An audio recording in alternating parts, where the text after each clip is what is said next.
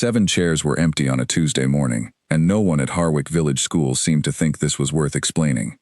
Miriam Osei stood at the front of the classroom and counted them slowly, moving her eyes from one gap to the next, the way you count missing tiles in a floor. She had been in Harwick for 11 days. She already knew each of her 25 students well enough to match every name to a face, to know who sat where, how each one held a pencil, what expression each face wore when a moment of understanding arrived. The children who belonged in those 7 empty chairs were not abstractions to her. They were real and specific. A boy named Charlie, who drew careful little maps in the margins of his notebook. A girl named Eleanor, who chewed her pencil when she was thinking hard. A quiet and serious child named Sadie, who arrived before the bell each morning and arranged her books in a very particular order before she would sit down. Now, they were not there, and no one had said a word about it. She asked the class whether anyone knew where the absent students were. A few children shrugged. One girl named Rose, who sat near the window and had a way of knowing things, said that she thought they were probably helping with work. She said it with the uncurious ease of a child reporting something she had heard many times, without wondering why it was said or what it meant. It was just part of how things were.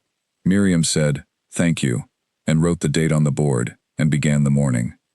But she turned Rose's words over in her mind throughout the lesson, quietly, beneath the ordinary business of mathematics and reading, and the 10 small interruptions that made up a normal primary school morning, helping with work. She thought about those 3 words while she circulated the room, checking notebooks. She thought about them while she read aloud from the novel she had chosen for the term. They sat in the back of her mind with the particular, patient weight of things that are not finished with you. After the school day ended and the last child had been collected, she walked down the corridor to the school office. Dorothy, the school secretary, was a woman in her mid-50s, with half-moon glasses and a manner that conveyed, without any sharpness, that she had been doing this job for a very long time, and had developed a settled view of how much attention any given situation deserved.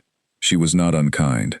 But she had learned, over 16 years in the same office, that things generally proceeded better when questions were limited to what was strictly necessary.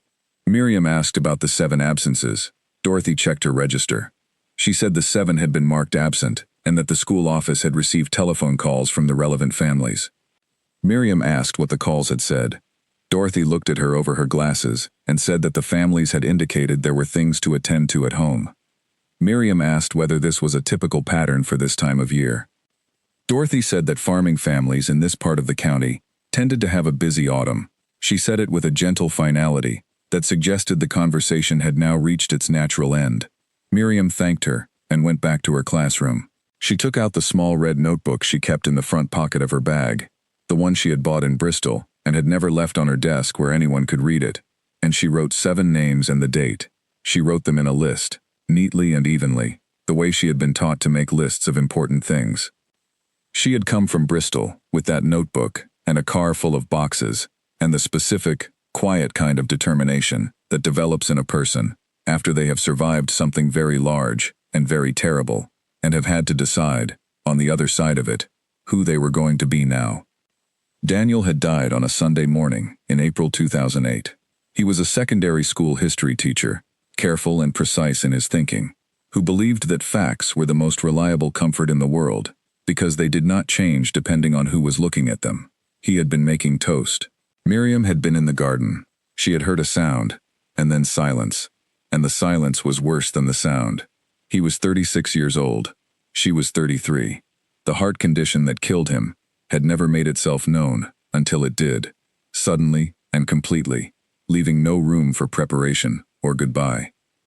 She had spent a year in Bristol maintaining the shape of her life, through discipline, and through the understanding that discipline, in the absence of almost everything else, was still something. She went to school each day. She taught her class. She ate and slept and kept the house. But there came a point, about 12 months after Daniel's death, when she understood that she was maintaining an outline rather than living inside it, and that the difference had become too large to ignore. The advertisement for the Harwick Village School position appeared on a Wednesday evening in the summer of 2009. The role had been unfilled for several months. The building was described as requiring ongoing improvement. The salary was modest. 2 of the 6-year groups were combined into a single class due to reduced enrollment. There was nothing about the advertisement that a reasonable person would have called attractive. Miriam applied that same evening.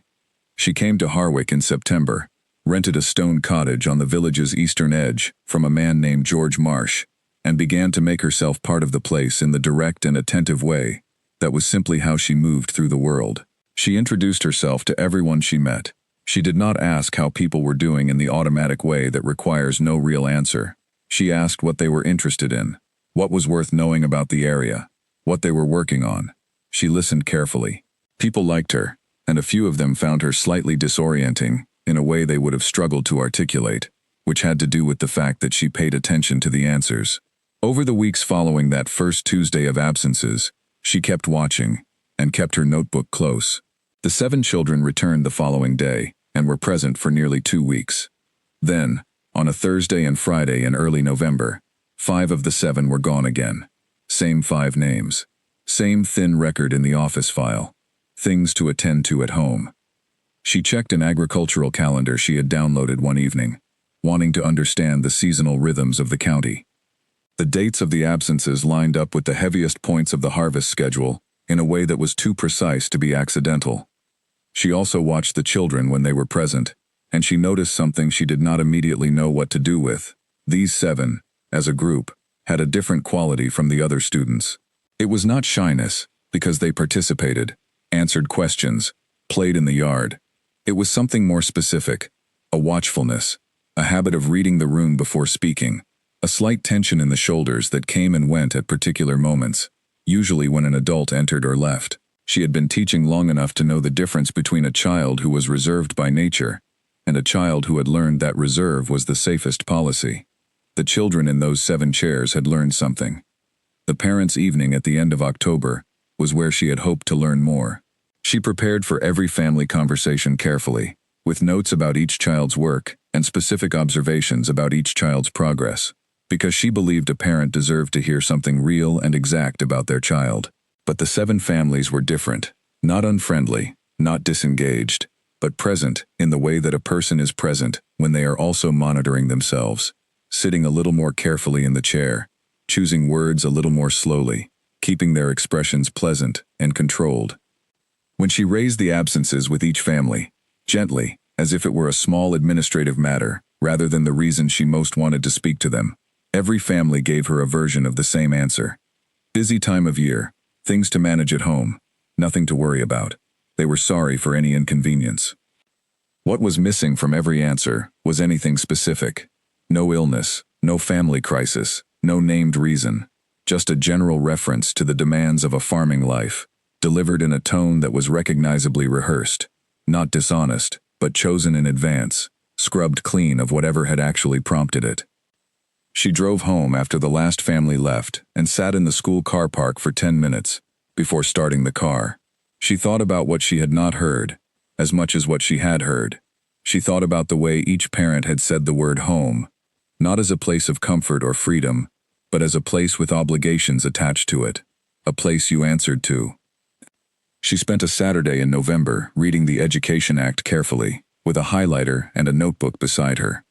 She built a table, dates of absence on one side, names on the other, the agricultural calendar events in a column between them. The alignment was consistent across every entry going back as far as she had data. She also requested the school attendance register for the past 3 years from Dorothy, explaining that she was reviewing her students' histories in order to provide better support. Dorothy handed it over without a word. Miriam took it home and spent 3 evenings going through it, and the pattern she found was even clearer when extended across 3 full years, the same families, the same seasons, the same brief and uninformative notes. In December, she wrote to the local education authority, with what she framed as a procedural inquiry. She described a hypothetical situation involving a pattern of absences that might be connected to economic pressure from a major employer, and asked for the correct process for documenting and reporting it. She needed to understand the channels before she used them. The response came back within 2 weeks, detailed and specific, and told her exactly what she needed to know. She was still being careful. She had not spoken to anyone in Harwick about what she suspected. She was new here, and she did not yet understand the full architecture of the place. Who depended on whom? which connections ran beneath the surface of ordinary village life. She had learned in her first months that the name Ashford had a particular weight in conversation, the way the name of a major landowner has weight in any place where a significant portion of the population depends on that landowner, in one way or another. People said the name the way they might mention the weather, as background, as context, as a given that did not need to be discussed, because everyone already understood it. She listened when it came up. She said nothing in return. She waited. The real conversation came in January, on a cold afternoon when the school car park was icy and the sky was a low, uniform gray. A woman named Catherine Briggs came to the school at 3 o'clock to drop off a permission slip for the geography trip. She was in her late 30s, with a practical directness and hands that showed she worked outdoors in all weathers. She handed the slip to Miriam in the corridor and started to leave. Then she stopped. She turned back. She looked at Miriam for a moment with an expression that contained several things at once: calculation, decision, and something underneath both of those that looked very much like exhaustion that had been carried for a long time. She said she wanted Miriam to understand something about Eleanor's absences. She said she did not choose them freely. She said Eleanor was a bright child and deserved to be in school every single day.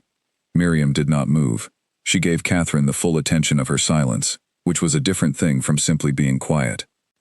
Catherine spoke for about 12 minutes. She had clearly decided, before coming here, exactly what she was going to say and in what order. She described the working schedules that came from the estate manager, a man named Norman Aldred, at the start of each agricultural season. She described how they were delivered, not as requests, not as official demands, but as arrangements, as the normal pattern of how things worked on Ashford land. She described what had happened to a family named Green when they had not cooperated. The Greens had had 2 children in this school. Their lease had been revised upward to a number they could not sustain. They had left the county within 6 months. She said she was trusting Miriam with something that could cause real difficulty for her family. Miriam said, "I understand the weight of what you have told me, and I will be careful with it." She did not promise to do nothing. She noticed that Catherine had not asked her to. Over the following 2 weeks, working carefully and without drawing attention to what she was doing, she had similar conversations with 4 more families. Each one told her the same essential story in their own register, and with their own degree of fear showing. Some were more frightened than others. Some were angry beneath the fear, and allowed a little of that to surface. All of them, in their own way, said, "Be careful with this." She kept every one of her promises. On a Sunday at the end of January, she sat at her kitchen table with her red notebook, her research, and 5 handwritten accounts taken from her conversations, each attributed with explicit permission. The heating was working well. She made a pot of tea and placed it beside her and wrote for most of the morning and into the afternoon. She wrote the way she wrote everything important, in clear, measured sentences, every claim grounded in documentation, no accusation made beyond what the evidence required. She cited the Education Act by section. She listed every date of absence with its corresponding agricultural calendar event. She included the accounts she had been given, each attributed clearly, each given its own careful paragraph. She described the lease system as it had been explained to her. She named Norman Aldred as the person who communicated the seasonal schedules. She wrote a 4th letter that evening, after sitting quietly for a while with a cooling mug of tea. She addressed it to Duke Reginald Ashford III. She found his address in the county directory. The letter was 3 paragraphs. The first said who she was and why she was writing. The second described what she had found. The third asked him, without embellishment, to explain. She sealed all 4 envelopes. The next morning, on her lunch break, she drove to the post box on Harwick High Street. She posted 3 envelopes in quick succession. She held the 4th one, the one addressed to the Duke, for a few seconds. The high street was quiet. A few cars moved through. A woman came out of the bakery with a paper bag and walked without looking at anything in particular. Miriam pushed the 4th envelope through the slot. She walked back to her car. She started the engine. She drove to school. She did not know, driving back through the village on that ordinary lunchtime, that she had just set in motion something that would take the better part of 6 years to fully resolve, that would dismantle the invisible structure of power that had governed an entire community, and that would eventually bring a man who had never in his adult life been seriously questioned to account before a formal public inquiry. She only knew that the letters were accurate and that they were sent, and those were the only two things she could control. She taught the afternoon. At 4 o'clock she tidied her classroom and went home. The lavender she had planted along the cottage path was not yet growing. It was January, and everything was still and cold. But lavender was tough, and she had planted it because she had found, in the past 2 years, that small, reliable, growing things were worth attending to when everything else was uncertain. She went inside and made dinner. She had been paying attention since October to the name Ashford, which surfaced in conversation here, the way a landlord's name surfaces in any community of tenants. Not prominently, not as a subject of discussion, but as background, as context, as something everyone understood to be relevant, without needing to say why. She listened when it came up. She said nothing, and stored what she heard, the way she stored everything that might later prove useful. The post office on Harwick High Street was quiet at 12:30. A few cars moved slowly through the village. A woman came out of the bakery, carrying a paper bag, and walked away, without looking at anything in particular. Nobody looked at Miriam at the post box. Nobody saw anything at all.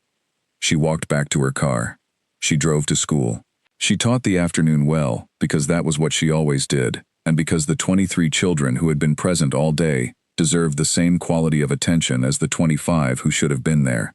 She did not know, driving back through the village that lunchtime, what she had started.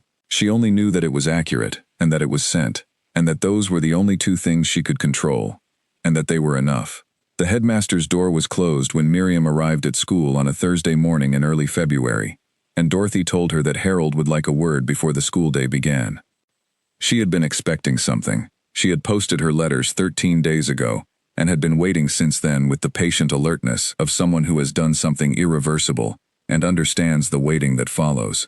What she had not known was whether the response would come to the school or directly to her, through which channel, in what form, and how quickly. The closed door and the request at 8:10 told her the first response had been fast and had come through the school. She knocked. Harold said, "Come in." He was sitting behind his desk with both hands flat on the surface, which was the posture of a man who had composed himself carefully before this conversation and was holding on to his composure. He was in his early 60s, gray-haired, and fundamentally decent, in a way that years of institutional caution had made complicated. He was the kind of person who wanted to do the right thing, and had spent so long in a place where the right thing and the safe thing were not always the same, that the two had become difficult to distinguish in his own mind. He said good morning. He gestured to the chair. He told her that he had received a telephone call 2 days earlier from the office of a solicitor representing the Ashford family. The call had expressed concern about a letter sent to the Duke, and about material that had also been forwarded to the Education Authority and to the Gazette. The solicitor's office had described this letter as potentially problematic, and had asked whether the school was aware of it, and whether it had the school's endorsement. He paused. He picked up his pen and set it down. He looked at her. Miriam said she was aware of it. She had written it. Harold took a measured breath. He said that he valued her dedication to her students, and she heard him mean it, and she also heard the word dedication doing the work of something he could not quite say more directly. He said that Harwick had a particular social architecture, long-standing and not always visible to people who were new here. He said that relationships in this part of the county ran deep, and in directions that were not always obvious, and that actions taken without full knowledge of those relationships could have consequences that the person taking the action had not anticipated. He said he hoped she would think carefully about her next steps. Miriam looked at him for a moment. She asked, plainly, who specifically had been upset.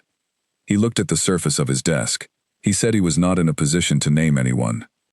She said she understood his concern. She said she appreciated him telling her what he had told her. She said that she intended to continue supporting the educational welfare of her students to the best of her ability, and that everything she had put in those letters was accurate and documented. She thanked him for the conversation and went back to her classroom. She was not shaken, and she spent a moment noting this to herself, because she wanted to be honest about what she was feeling and not simply what she thought she should be feeling. She was not shaken. She had expected exactly this kind of response. What she found more interesting than the response itself was the specific detail of the timing. The solicitor's office had known about the letter to the Gazette before asking whether the school had endorsed it. The letters had gone by post. If the solicitor was already calling the school about the Gazette letter before the Gazette had published or even acknowledged receiving it, then someone had told the solicitor's office about the letters from a source other than the Post. She wrote this observation in her notebook that evening, along with the exact words Harold had used and the time of the conversation. She had learned something about how quickly information moved in this village. She stored the knowledge the way she stored everything useful, quietly, and in a form she could return to. 4 days later, the letter arrived at her cottage. It was in a cream envelope, on good paper, from a solicitor's practice in the county town. The name was Edmund Cross. The letter was exactly what she had expected from the phone call. Formal, legal in register, and carefully crafted to sound more specific than it was. It described communications she had sent as containing material potentially harmful to the reputation of the Duke and associated business interests. It said that if such statements continued to be made, in public or in correspondence, legal action might follow.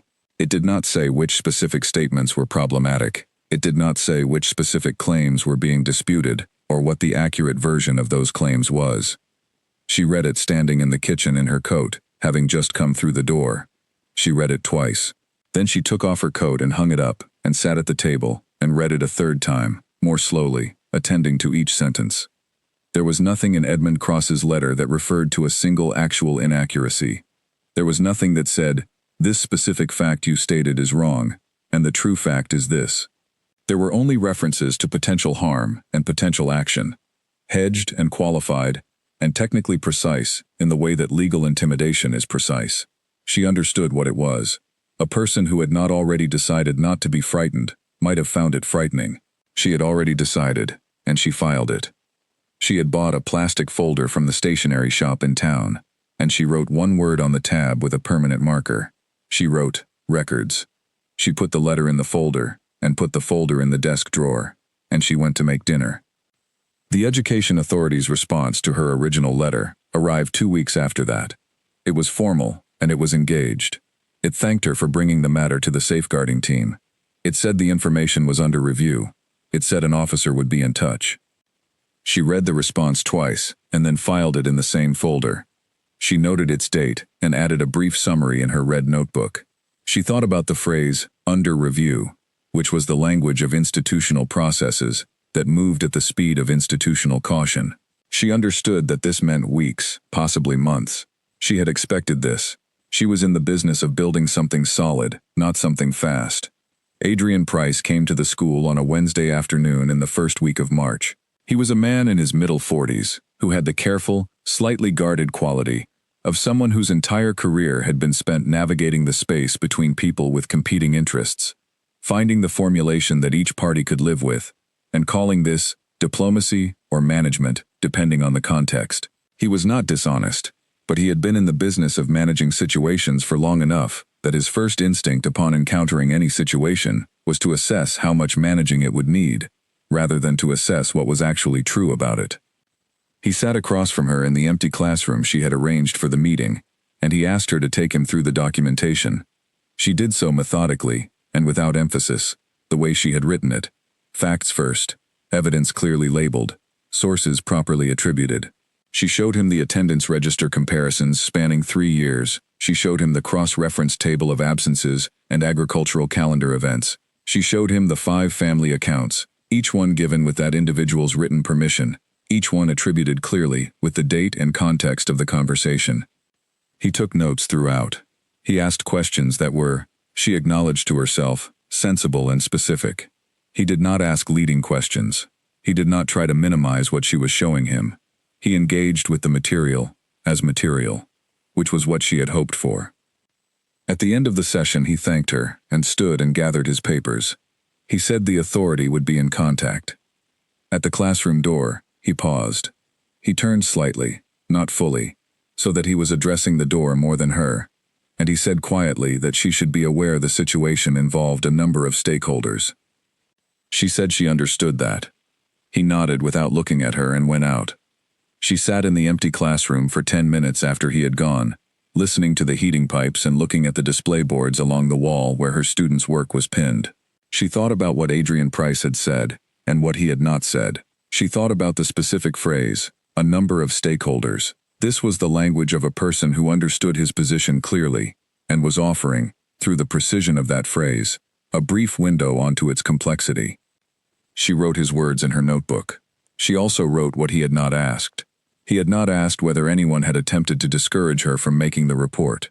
He had not asked whether she felt she had support from the school. He had not asked whether she was managing well. These were the questions of someone whose primary concern was the person making the report. He had not asked any of them, which told her that his primary concern was something else. This was useful information, and she filed it accordingly. In the middle of March, on a pale and frost-edged morning, when the fields on the eastern side of the village were still white, and the sky was the specific flat gray of early spring, Norman Aldred was in the car park when she arrived. She knew who he was before he introduced himself. She had a reliable memory for faces, and had placed him twice at village events during her first months in Harwick. Once at an agricultural show in October, once at a meeting in the village hall in December. He was in his 50s, solidly built, in a wax jacket and boots that were practical for outdoor work. He looked exactly like what he was, a man in charge of significant land and the people on it. He said good morning, she said good morning. He said he understood she had been asking questions about how things operated on the estate.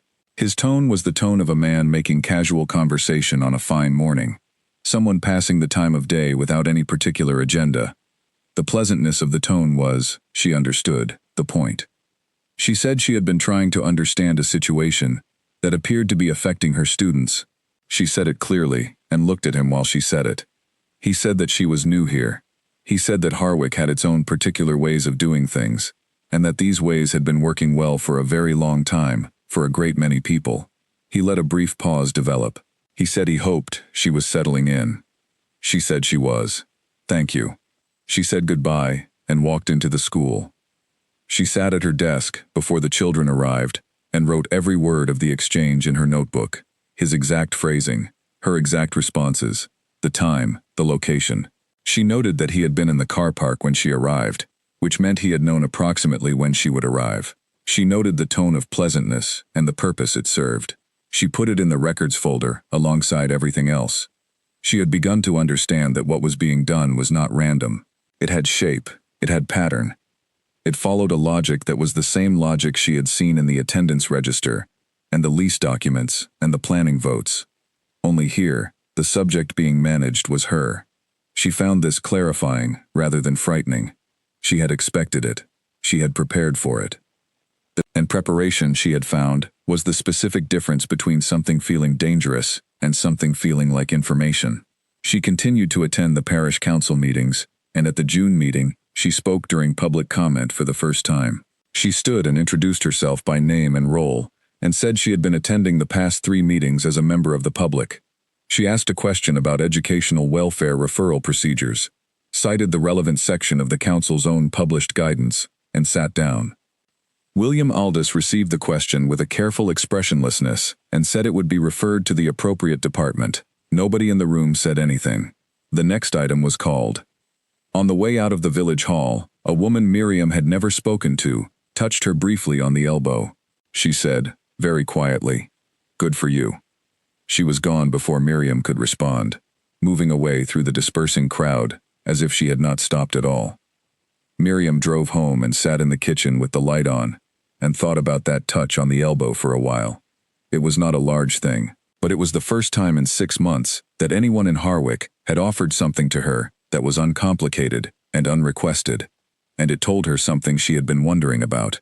There were people watching who were not the people applying pressure. There were people watching and hoping, without knowing yet, that hoping and watching were not the same as the thing Miriam was doing, which was working. She went to bed. Outside, the summer night was warm, and the lavender she had planted in the spring was beginning to show fragrance when she brushed past it in the evening. She had planted it not knowing if it would take. It was taking. She had learned something important about this village in those months of attending and watching, that most of its residents were not indifferent to what was happening, but that indifference and silence looked identical from the outside, and only became distinguishable when someone provided a reason for the silence to shift. She was, she thought, that reason, not because she was exceptional, but because she had arrived from outside the network of economic dependency that governed Harwick. She had no lease, no equipment contract, no inherited obligation to the Ashford estate. The instruments of pressure available to those who wanted her to stop were real, but limited, and she had catalogued every one of them and prepared for each, and none of them had stopped her yet. She thought about this without pride or self-congratulation, because she did not think what she was doing required those responses. She was simply doing what the situation seemed to require of the person in it. She had found something that was wrong. She had documented it. She was pursuing the documentation through the proper channels. That the pursuit was difficult, and the channels were slow, and the resistance was real, did not make the thing she was doing special. It made it worth continuing. She drove home. She made dinner. The lavender along the cottage path was blooming now, small and tough and fragrant, exactly what she had planted it to be. The eviction notice dropped through the cottage letterbox on a Saturday morning in April, and Miriam found it on the floor when she came downstairs in her socks to make tea. She picked it up. She read it standing in the hallway. Her landlord, George Marsh, was giving her 2 months' notice to vacate the property. The stated reason was that he needed the cottage for family use. The notice period was exactly the legal minimum. The letter was written with the specific, strained politeness of someone who was doing something uncomfortable that they had decided to do anyway. She read it twice. She folded it along its original crease and set it on the kitchen table. She filled the kettle, set it to boil, got her mug, and stood at the window, looking at the garden while she waited. The garden was starting to look like something. She had spent 2 weekends the previous month clearing the beds along the back fence and working the soil until it began to loosen. She had plans for it. She had bought seeds for peas and courgettes, and a climbing bean she particularly liked. She had been looking forward to planting them. The kettle boiled. She made her tea and sat at the table and looked at the letter. George Marsh rented farm equipment annually from the Ashford estate. She knew this because she had been paying careful attention for 6 months to the economic connections in the village, and because she had a very good memory for information gathered in passing. A man at the post office had mentioned the equipment rental in October, in a conversation about the harvest. A woman she had spoken to briefly after a council meeting had confirmed it in December. It was not hidden knowledge. It was simply the kind of information that most people had never had reason to connect to anything else. She did not know whether George had been directly asked to terminate her tenancy, or had arrived at the decision through a less explicit form of pressure, the kind that operates through atmosphere and implication rather than instruction. She thought it probably did not matter. The effect was the same either way. She wrote the date at the top of the letter, added a note about when she had received it, and put it in her records folder. She spent Saturday on the phone. She had a short list of people in Harwich she felt she could approach for help with a practical problem, because she was less than a year into living here, and the kind of trust that allows one person to ask another for something significant takes longer than that to establish. She was not the kind of person who expected to shortcut that process. She worked through her list methodically, calling each person directly and explaining what she needed without asking for anything she had not thought about carefully first. The third call she made was to Ruth Ashby. Ruth's son had been in Miriam's class for about 6 weeks in the autumn, before his family moved to a different school catchment area. On his last day, Ruth had come to the school specifically to thank Miriam, not in the general way that parents thank teachers at the end of a term, but specifically, she named 3 things Miriam had done for her son that had mattered to him, and she described what each one had meant to his confidence and his work. She said it in the direct way of a person who meant exactly what they were saying, and had not come to say it as a courtesy. They had talked for 20 minutes that day, and Miriam had thought, walking back to her classroom, that Ruth Ashby was someone who paid close attention to the world and trusted what her attention told her. Ruth answered on the second ring. Miriam told her the situation without preamble. She said she needed to find somewhere to live within 2 months, ideally in or close to Harwich, and asked whether Ruth knew of anything available. There was a pause. Then Ruth said that her next-door neighbor was planning to move in with her daughter in June, and had been thinking about renting the cottage out over the summer and beyond. She said she would call her and explain the situation. She said she would be in touch by Monday. She was. The cottage was smaller than the one Miriam was leaving. The kitchen needed repainting. One of the bedroom windows was stiff in cold weather, but the rent was reasonable, and the garden, though small, was in better condition than the one she was giving up, and it was available from the 1st of June. Miriam signed the agreement without haggling. She paid the deposit by bank transfer that evening. She told no one at work about the move. In late May, working through 2 weekends, she packed her books and her kitchen things and the materials she had accumulated for her records folder, which she packed last and most carefully. She hired a van for the furniture. Ruth appeared on moving day with a flask of coffee and a practical helpfulness that asked for no acknowledgement. And by early afternoon, the old cottage was empty, and the new one was half full of boxes. Standing in the new kitchen, while the kettle boiled, Miriam thought about the difference between a thing being difficult and a thing being defeating. They were not the same thing. She had thought about this distinction often in the 2 years since Daniel had died, and she had found it was a distinction worth attending to, because treating difficulty as defeat was a way of conceding something that had not been lost. She finished unpacking over the following weekend. By the end of it, the cottage felt like hers. The parking notices began in the same period. The first appeared on her windscreen on a Tuesday evening in May, when she had stopped briefly on the high street to collect a prescription from the pharmacy. The notice cited a yellow line infringement. She looked at the line. She went back the following morning with a tape measure from her classroom supply drawer and measured the distance between the yellow line and the position her tire had occupied, 1 meter and 40 centimeters. She photographed the position from 3 angles, photographed the notice itself, and wrote the date, time, and exact measurement in her notebook. A second notice came 4 days later, in the public car park adjacent to the supermarket on the edge of the village. She had used the correct ticket machine and displayed the ticket in her windscreen. The notice cited failure to display. She had a photograph of the ticket visible in the windscreen, taken on her phone when she had parked, because she had got into the habit of photographing things that might later be disputed. The third notice arrived 9 days after that. The fourth came the following week. She kept a log, date, location, circumstances, what the notice claimed, her own account of what she had actually done. She photographed each notice from 2 angles, and each alleged infringement from the position that best showed the facts. She contacted her legal advisor in Bristol after the second notice. He told her she had grounds to challenge all of them, and that the specific combination of notices in a short period, for minor or disputed technical reasons, would itself form a useful pattern, if things came to that. She noted what he said and continued to document. She also noted the rumor, which she heard about from Clara, the teacher who covered the reception classes. Clara was a kind person who mentioned it with visible discomfort. The rumor claimed that Miriam had sent false and damaging accusations about the Ashford estate to government offices, and that the families she claimed to be helping were in fact distressed by her interference, and had never asked for it. Miriam thanked Clara. She asked whether Clara knew who had started it. Clara did not. Miriam wrote it down, the date, the wording, as Clara had reported it.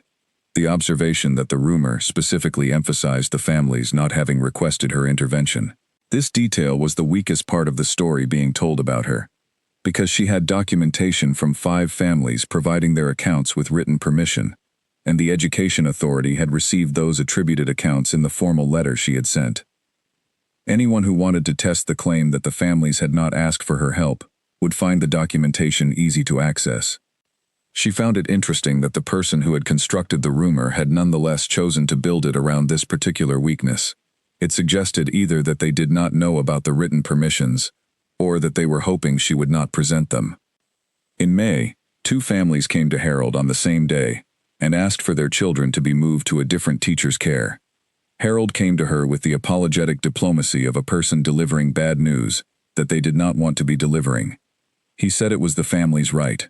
He said he hoped she understood it was not a reflection of her teaching. She said she understood. She asked what reason had been given. He said the families had mentioned feeling uncomfortable. She thanked him, went back to her class, and began planning a new unit. She spent the following 2 weeks designing a local geography project that became one of the most engaging things she had taught all year. The children interviewed their parents and grandparents about the area's history and made large hand-drawn maps of the county that they filled with everything they had learned. The maps were extraordinary. When they were hung along the corridor, several parents came specifically to look at them. A woman she had never spoken to said, in the corridor, that her daughter had not stopped talking about the project for 2 weeks. She continued going to the parish council meetings.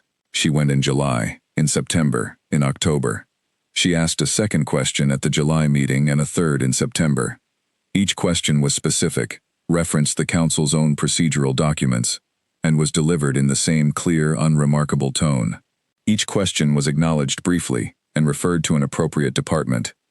What she noticed, across those months, was that the composition of the room was slowly changing.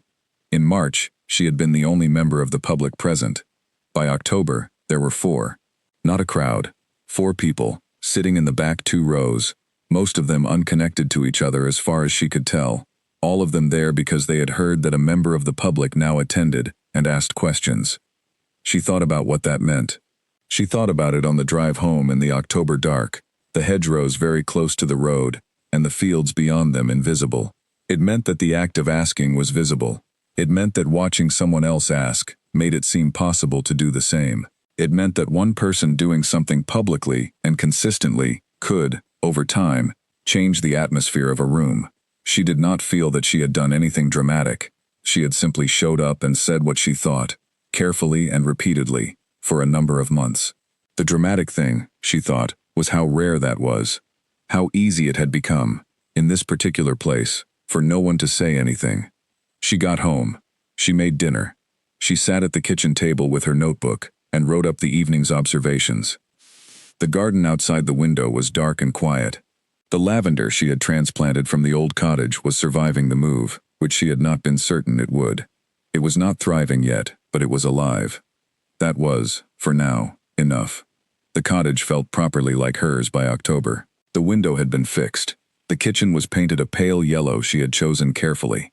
There were courgettes in the garden, which she had planted late and which had grown anyway, with the particular stubbornness of plants that have decided to grow regardless of the difficulties. She had also been noticing, through those months of the move and the parking notices and the rumor and the council meetings, a change in the village's atmosphere around her that was too subtle to prove, but too consistent to be imagined. Some people who had been warm in the autumn were cooler now. They were not unfriendly. They simply made slightly less eye contact, turned slightly sooner in conversations. She understood this as a rational response to a situation in which associating with her had become a visible act, and she did not take it personally. What was more interesting, though quieter, was the other change.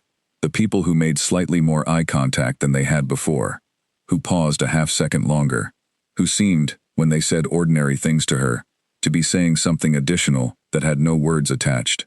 She did not act on any of these signals, but she noticed them, and they told her something useful. The village was not uniformly behind the system that governed it. There were people here who were watching what she was doing, and found it significant. They were not ready to say so openly, but they were present, and their presence was its own kind of support. She was not going anywhere. She also wrote in her red notebook, around this time, something that was not evidence, and not documentation, but simply an observation she wanted to keep, that doing the right thing, in her experience, did not come with the feeling she had imagined it would come with, before she had done it. She had imagined that doing the right thing would feel significant and clear. What it actually felt like was more like the experience of maintaining a standard you had set for yourself. Not dramatic, not particularly noteworthy from the inside, simply the continuation of a decision you had already made. She had decided to be accurate, and to document what was true, and to pursue the proper channels. That decision did not need to be remade every day. It only needed to be acted on. She acted on it. She went to the council meetings. She asked her questions. She recorded the answers and the non-answers. She filed what needed to be filed. She taught her class, and marked her work, and drove to school, and came home, and made dinner, and did it all again the next day. She planted the lavender. She planted the courgettes. She repainted the kitchen. She fixed the window. She made the cottage hers, because it was hers, and she was here, and she was not leaving, and she was not stopping. The knock at Miriam's door came on a wet Tuesday evening in November, and when she opened it, the woman standing on her step with an umbrella and a brown folder was someone she had never met before. The woman introduced herself as Dr. Anita Holloway, retired. She said she was sorry to come without calling ahead. She said she had found the address in the electoral roll. She said she hoped that was not too irregular, and her tone made it clear she was perfectly prepared to accept that it was irregular, and had come anyway, because she had decided this was important enough to override any objection to the method. Miriam opened the door wider. Anita was 62, with short gray hair, and the manner of a person who had spent decades in a profession where the truth had to be delivered whether the recipient wanted it or not. She was not brusque. She was simply incapable of wasting time. She sat at the kitchen table without ceremony, set the folder down, accepted the cup of tea that was offered, and began to explain why she had come. She had been at the October council meeting, she said. She had sat off to the side, in the far corner of the back row. She had watched Miriam ask her question about planning committee conflicts of interest. She had watched William Aldous receive it. She said that she had been trying to get a community health clinic approved in Harwick for 11 years. Miriam set her own mug down. The clinic had been Anita's project, and before her retirement, it had been her campaign. The need was genuine and documented and unambiguous. The county's nearest GP surgery with a wait time under 2 weeks was in the town 12 miles east. The hospital was 40 minutes by car, longer by the 2 buses required when a person did not have a car. Older residents, families in difficulty, anyone whose mobility or income made the journey to the town a significant undertaking. All of these people were being systematically underserved. The data from the County Health Authority made it plain. She had submitted the first planning application in 2000. It had been rejected. She had submitted again, in 2004. Rejected. A third application, substantially revised and accompanied by a petition signed by 420 residents, had been submitted in 2008. Rejected. She opened her folder. She laid documents on the table in a careful sequence, and as she laid each one she explained its significance, with the efficiency of a person who has gone over these materials many times and knows exactly where to direct the eye of someone new to them. She showed Miriam the 3 planning applications and the 3 rejection notices. She showed her the voting record for each decision. Then she showed her something else. In 2 of the 3 rejections, the deciding vote had been cast by a council member named Peter Aldous. She paused to allow Miriam to register the surname. Peter Aldous was the brother of William Aldous, the council chair. In neither vote had Peter Aldous declared any conflict of interest. In neither case had anyone at the council raised the family connection. She showed Miriam one more document. It was a land development record. In both of the years following the clinic rejections in which Peter Aldous had cast the deciding vote, commercial developments had been approved on land adjacent to the site proposed for the clinic. Those developments were owned by a subsidiary company that, if you followed the ownership structure through 3 layers of limited companies, was connected to the Ashford estate. Miriam studied the documents without speaking for several minutes. She asked questions. Anita answered each one, with the precision of someone who has thought about these questions for years and knows the answers cold. When they had been talking for nearly 2 hours, Miriam said she would like copies of everything. Anita said she had already made them, specifically for this purpose, and took a second set of papers from the back of her folder. At the door, putting on her coat, Anita said she had known for some years that something needed to be done about the situation in Harwick. She said she had not found the right combination of evidence and willing participants to do it. She said she thought, on the basis of what she had observed in the council meetings, that Miriam might be the right person to work with. Miriam said she agreed. They shook hands. 3 days later, a Saturday morning, Joseph Trent appeared at the door. She had been expecting contact from him eventually.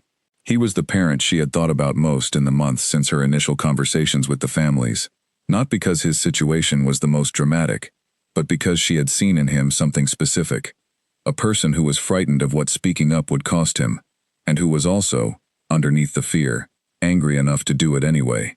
That combination was unusual, and it was valuable. He was holding a thick envelope. He said he had been thinking about coming for several weeks, and had decided that thinking about it was not the same as doing it, and that he should do it. She invited him in.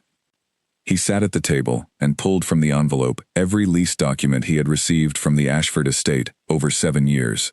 He had kept all of them, neatly, in the order they had arrived, with each renewal agreement clipped to its covering letter. He had also kept copies of all his written responses, and a record of every phone call he had made to the estate office, with dates and brief notes. He laid them out and walked her through them. The rent on his lease had been raised 3 times in 5 years. The first increase had come 8 weeks after he had asked a question at a county farmers' meeting about the legal basis of the seasonal working schedule arrangements. He had asked it publicly, with other farmers present. The question had not been answered.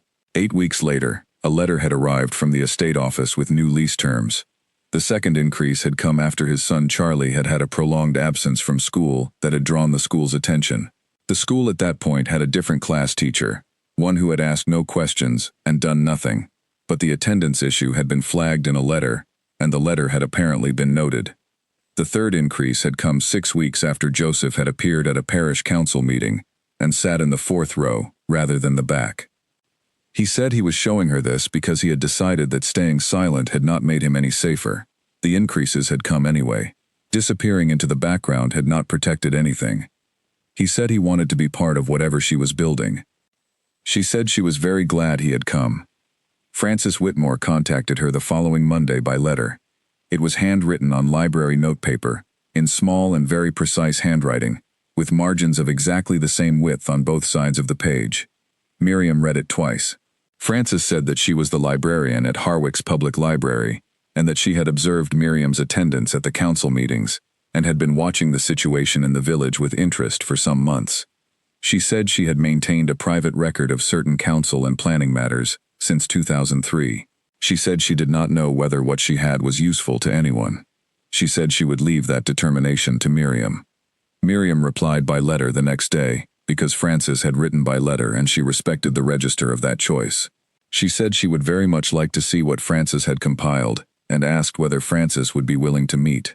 They met at the library on a Thursday evening, after closing time. Frances had the door unlocked and the lights on in the reference section when Miriam arrived. She was a woman in her late 50s, with reading glasses on a chain around her neck, and the quiet, efficient manner of someone who had organized other people's information for decades and found it the most natural thing in the world. She had set a cardboard box on the reading table. The box was full. Inside the box were 11 folders. Each was labeled with a year, beginning in 2003, and running without a gap to the most recent one. Each was filled with documents, notes, and printed records. Frances explained the system without being asked. She had kept copies of planning applications and their outcomes, cross-referenced with the council's published voting records. She had kept the agendas and the published minutes of every council meeting she had been able to attend or access. She had made notes, in her small, precise handwriting, wherever she had observed a discrepancy between the official record and what she had personally witnessed. She had tracked council votes against development outcomes. She had recorded every proposal from community organizations that had been rejected, noting the dates, the proposers, and the reasons given. She said she had done it because she believed things should be recorded. She had no strong sense, she said, of what she was building toward. She had simply felt that it was important that someone notice, and she was there. Miriam looked up from the third folder after about 30 minutes. She looked at Frances, who was watching her with the patient stillness of a person who has been waiting a long time for the right person to walk through a door. Miriam said, "This is extraordinary." Frances said, "I hoped it would be of use to someone." The first Sunday meeting took place 2 weeks later. All 4 of them gathered in Miriam's kitchen, which could fit 4 people comfortably around the table, if 2 chairs were pushed against the wall. Anita brought biscuits. Joseph brought his lease documents rolled under his arm. Frances brought the box of folders, which lived in the corner because the table had no room for them. They spent 4 hours going through what they had collectively. Miriam kept a notebook in front of her and made a single long list as each person spoke. Names, dates, documents, patterns, connections. She did not organize the list as she went. She simply got everything into the room first. When they had been through everything once, they sat in a silence that was not uncomfortable. It was the silence of people who have put down something they have been carrying separately and are now seeing it all in one place. Then Miriam said, "Let us talk about what this adds up to." They talked for another 90 minutes. They did not call it a case, because none of them was a lawyer, and the word felt both too formal and somehow not quite right for what this was. What they had was a picture, a detailed, sourced, cross-referenced picture of how one man's authority had shaped an entire community across more than a decade, not through any single dramatic act, but through consistent, low-pressure manipulation of systems that most people had neither the time nor the access to examine closely. They divided the work. Anita would continue developing the health and planning material. Frances would produce a consolidated summary of her council records, cross-referenced and indexed. Joseph would compile a complete financial timeline of his lease increases with exact dates and the corresponding events that preceded each one. Miriam would maintain the educational documentation and serve as the coordinator of everything that was produced collectively. They agreed to meet on the first Sunday of every month. Before they left, Miriam showed them the folder she kept with her correspondence. She showed them Edmund Cross's letter from January, the first formal communication she had received from the Duke's legal representative. She showed them her note of the conversation with Norman Aldred in the car park. She showed them the parking ticket log. Anita read the letter from Edmund Cross and set it down, and said that it was a standard instrument of professional intimidation, with nothing specific enough to be actionable. Frances looked at the parking ticket log and said that the pattern was entirely obvious. Joseph was quiet for longer than the others. He read the solicitor's letter a second time. Then he set it down and picked up his tea and said, quietly, that he had not understood, until now, how comprehensive it had all been. He had thought his own situation was its own thing. Seeing it alongside everything else on the table made it look like what it was. Miriam said, "That is exactly why we are doing this together." They went out into the cold November evening. Their cars were parked along the narrow road, and the single streetlight above them gave everything a quiet, ordinary look. They said goodbye without drama. Miriam went back inside and closed the door. She stood in the kitchen for a moment, with the remains of the meeting still on the table. Cups, the plate of biscuits, a scattering of papers. She tidied it slowly and thoughtfully. She was not in the business of optimism. She was in the business of facts and patience, and the slow, careful accumulation of truth, in a form that could be verified, and could not be simply dismissed. Those were the tools she had, and they were, she had come to believe, enough.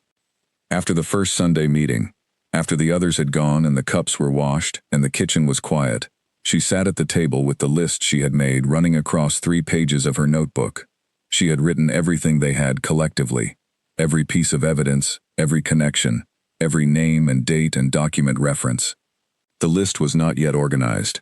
It was everything in one place for the first time.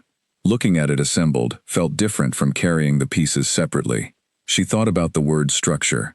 She had been thinking about patterns for more than a year, and she had known intellectually that the patterns were connected. But seeing them described by 4 separate people who had each experienced a different part of them made the connection feel less like an inference and more like something solid, something deliberately built, over a long time, by someone who expected never to be examined. The more she looked at it laid out, the more it looked like the product of complete confidence. Not just the confidence to do one questionable thing, but the confidence to build a system out of questionable things and maintain it across more than a decade. She thought that this observation was important, and she wrote it in her notebook. She thought it was important because it told her something about what would be required to dismantle the system. A system that had been maintained for years by the complete confidence that it would never be examined, needed to encounter examination. She was beginning to understand that the examination itself, the simple fact of it, was the thing that mattered most. Not the outcome of the examination, though that mattered too. The examination itself, the act of looking carefully at something that had been allowed to remain unlooked at for years. She went to bed. She slept well. She woke in the morning and drove to school. The dark green estate car was across the road from Miriam's cottage when Frances arrived for the December Sunday meeting, and Frances noticed it before she reached the garden gate. She did not say anything until she was inside and had set her bag down and accepted the mug of tea that Miriam offered. She waited until all 4 of them were in the kitchen and the front door was closed. Then she mentioned it, in the measured, factual tone she brought to everything she considered worth noting. There was a car across the road she did not recognize. Dark green, an estate model, newer than average for the village, engine off. She had not been able to see whether there was anyone in the driver's seat, because the light outside was already going. The kitchen was briefly quiet. Anita looked at the window. Joseph looked at his hands. Miriam said, "Let us draw the curtains and get on with it." They drew the curtains. They moved the documents from the table to the floor, where there was more room to spread them out. They worked through their agenda for 3 hours, without any significant interruption. And when they finished, Miriam went to the window and looked out through the edge of the curtain. The car was gone. She wrote it in her notebook, the time Frances had first noticed it, the description, the time it had gone. She noted that none of them had taken the registration number, because taking it would have shown that they had noticed, and she had decided that showing any sign of being rattled was itself a kind of concession. If someone was watching, she wanted them to be unable to determine whether the watching had any effect. A third letter from Edmund Cross arrived 6 days later. Unlike the first two, which had been written in general terms about potential legal action for defamatory statements, this one was specific. It named the parish council meetings by date, 3 specific dates in the past year, when Miriam had spoken during public comment. It quoted, accurately and in full, the questions she had asked at each meeting. It described these statements as constituting a pattern of public commentary, potentially harmful to the Duke's reputation and to associated business interests.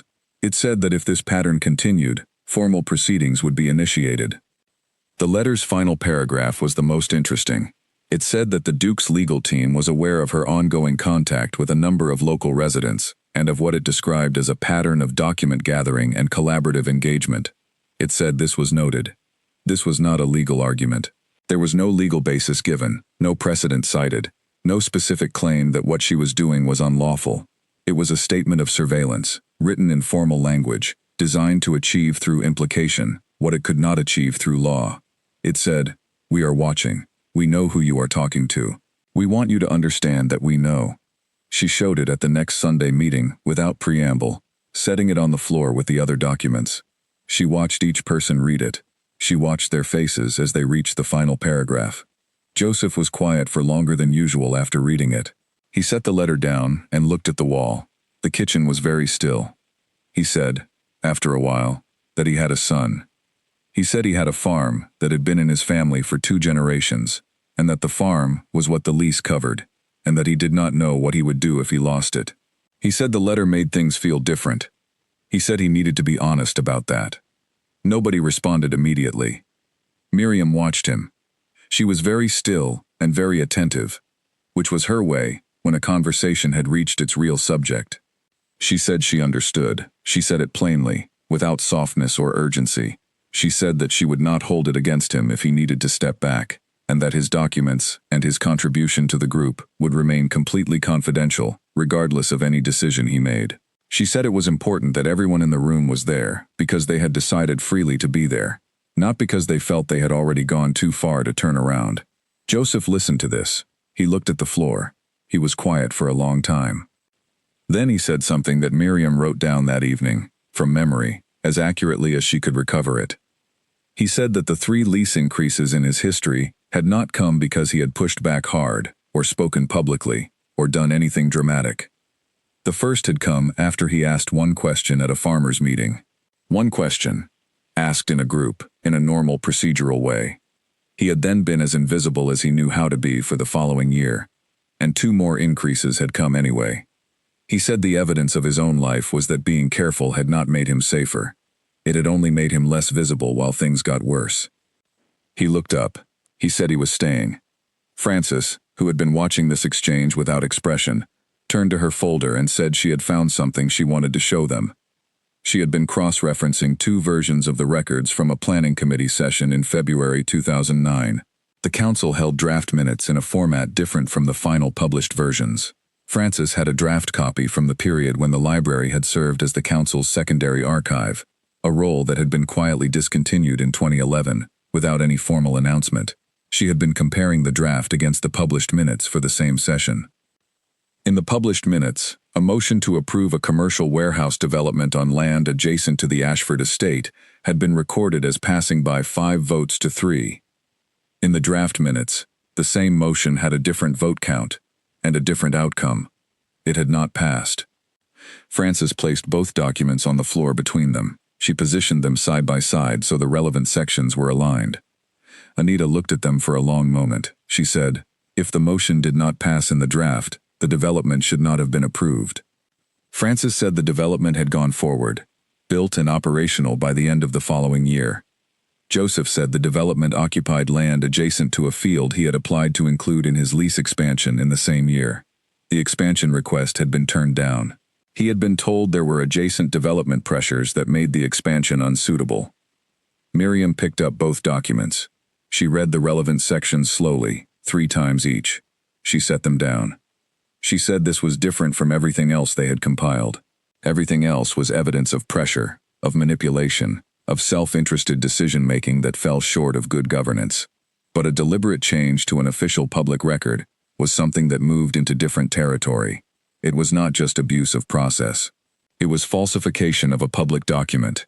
She said she needed to speak to her legal advisor before they did anything with this finding. She called Bristol that evening. She described the finding precisely, without names. Her advisor was not equivocal. If the documents were authentic, and the discrepancy was as described, they were looking at potential falsification of official records, which carried implications that went beyond civil law. She told Anita by phone that evening. Anita was quiet for a moment and then said, very simply, "Well, that changes things." They met the following Sunday and spent most of the session working through how this finding fit into everything else they had built. Frances had prepared a supplementary summary that placed the discrepant minutes in the context of everything else she had documented across 11 years. When she showed it, the connection was impossible to miss. The approved development, the rejected lease expansion, the blocked clinic, the estate's landholding in the area, the vote recorded differently from what had actually occurred. Miriam worked through the implications carefully, in writing, over the following days. She built a document that placed the discrepant minutes in the center of everything else, not as the most important single piece of evidence, but as the piece that most clearly demonstrated the nature of what had been happening. The other evidence showed a pattern of pressure and manipulation. This showed that someone had been willing to alter the record itself, which said something specific about the level of confidence they had in their ability to do so without consequence. She had been building a picture of a situation where power had been exercised over a long time, with no expectation of being examined. The altered minutes were that expectation made visible. She put the document in the folder and closed it. Outside, January was very cold, and the garden was frozen. She had laid straw over the lavender beds in December, and she could see it now through the kitchen window, the pale wisps of it holding the cold. The lavender underneath was dormant, but it was there, she knew, which was the important thing. She made tea. She sat at the table and looked at the folder. She thought about what they had collectively built over the past 14 months, the four of them working at a kitchen table and on borrowed evenings and through careful letters and patient conversations. She thought about Catherine Briggs, who had stopped in a school corridor and decided to trust a stranger. She thought about Joseph's question at a farmers' meeting, the one that had cost him a lease increase. She thought about Frances keeping 11 years of records alone in a library, unsure whether anyone would ever find a use for them. She thought about what it meant that none of them had set out to build something this significant. They had set out to tell the truth about a specific and visible harm. The significance had accumulated around them as they did that, the way significance always does when several people with careful minds and reasonable evidence decide not to stop. She finished her tea. She turned off the kitchen light and went to bed. In the days between their meetings during that period, Miriam thought often about what it meant to alter an official public record. Not about the specific legal consequences which her advisor in Bristol had clarified, but about the act itself. What kind of confidence was required to do that, and what conditions had to be in place before someone arrived at that confidence? She thought that the answer was a long period of never having been questioned. She thought that the altered minutes were not the act of a person who was taking a risk and knew it. They were the act of a person who had come to believe, through years of doing things that went unremarked and unchallenged, that there was no meaningful distinction between what they were able to do and what was permissible. The absence of examination had created a particular kind of certainty. The certainty had, eventually, produced an alteration to a public document. The document, preserved in 2 versions by a librarian who had kept everything out of a conviction that things should be recorded, was now available for comparison. She thought about Frances keeping those 2 versions of the same minutes, year after year, in a box in a library, not knowing whether the difference between them would ever matter to anyone. It mattered now. She went to bed on the night after they found the discrepancy and lay awake for a while. Not from fear, but from the specific alertness of a mind that has encountered something important and cannot settle until it has fully turned it over. She turned it over until the thinking completed itself. She slept. She woke. She drove to school.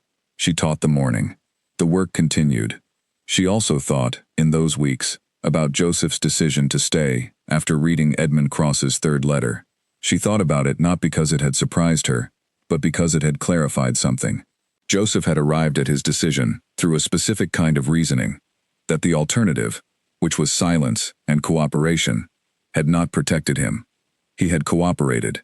and the lease increases had come anyway. He had been careful, and the pressure had continued. The logic of the situation, once he looked at it directly, pointed in the direction he had been afraid to go.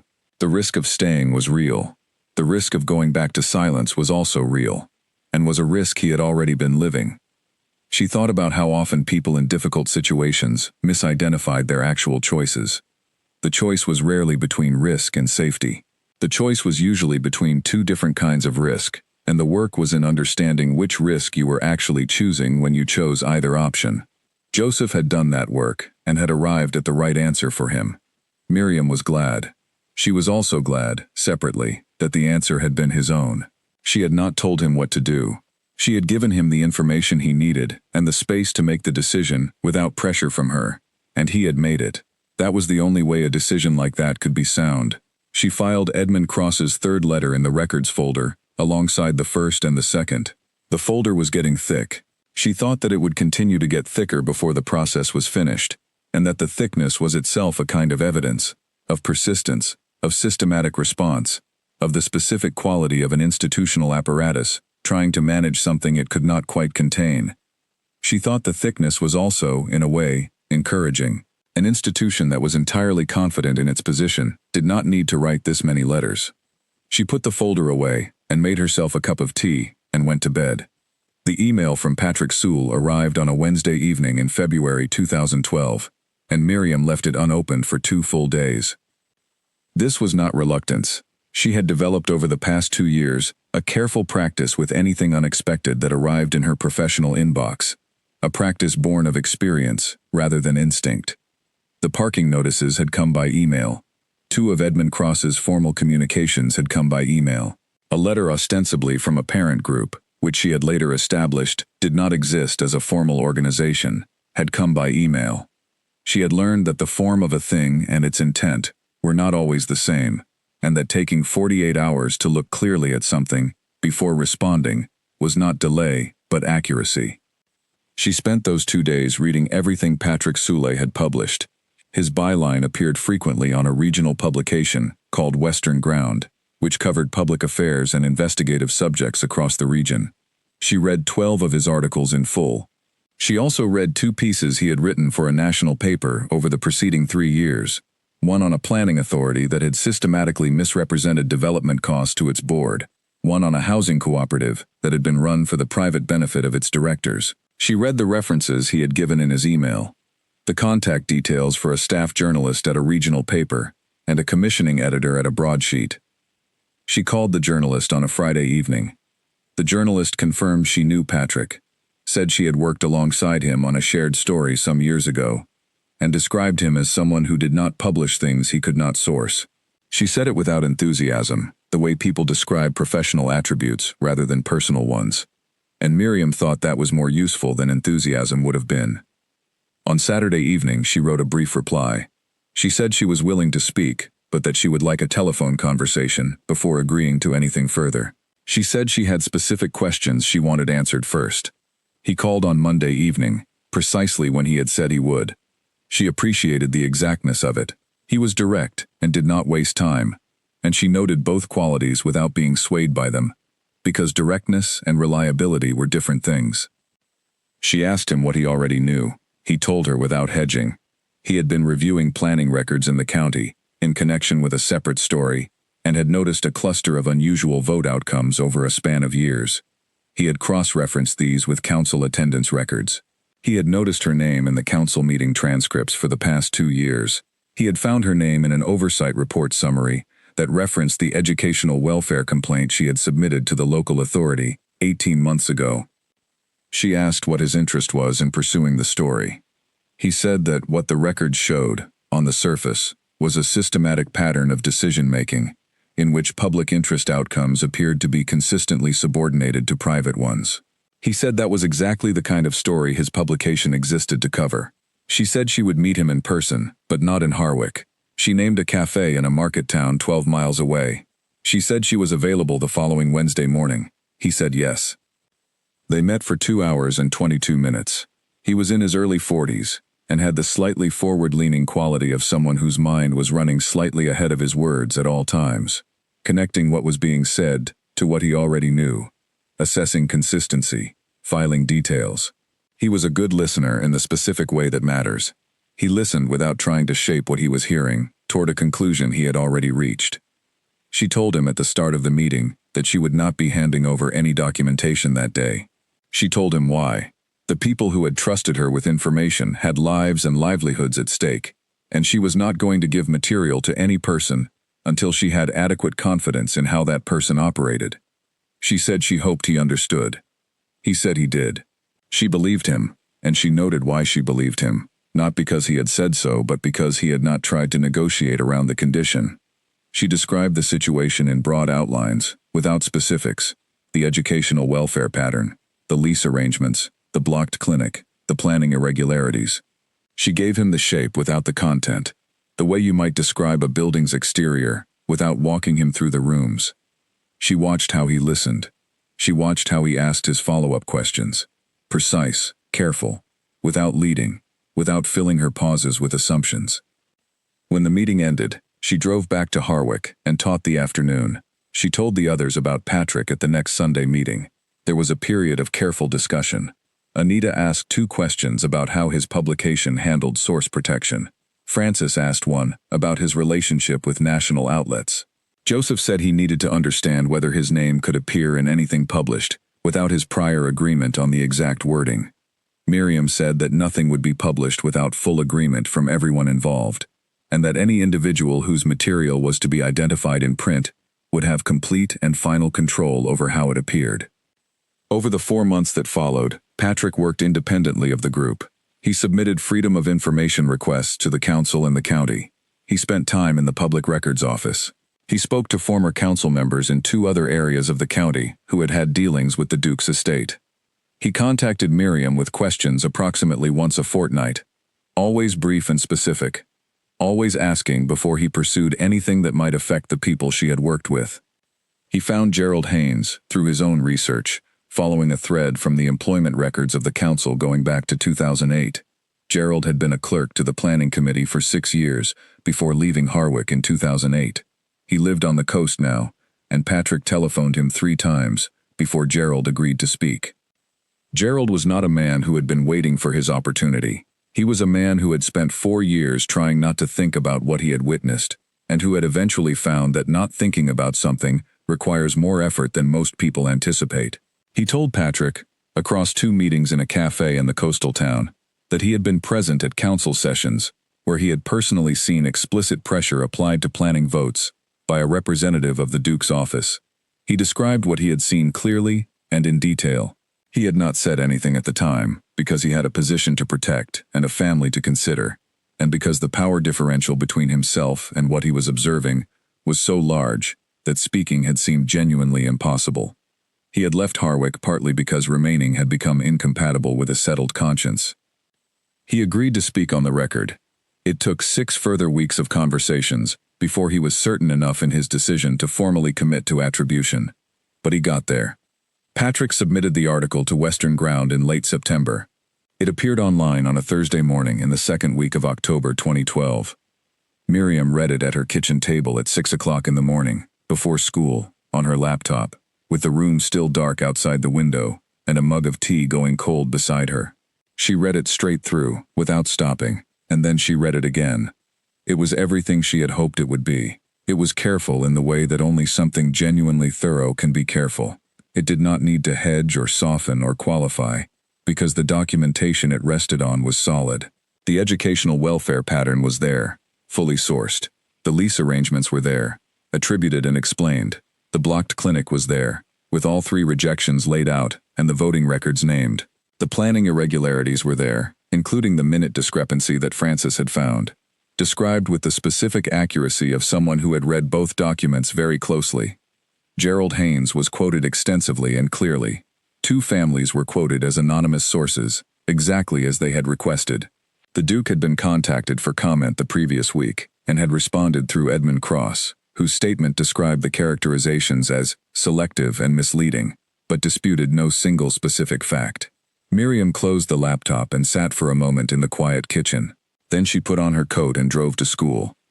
By the time the first parents were arriving with children at 8:20, The article had been shared widely enough online that 3 parents mentioned it to each other in the car park, while Miriam was walking from her car to the entrance.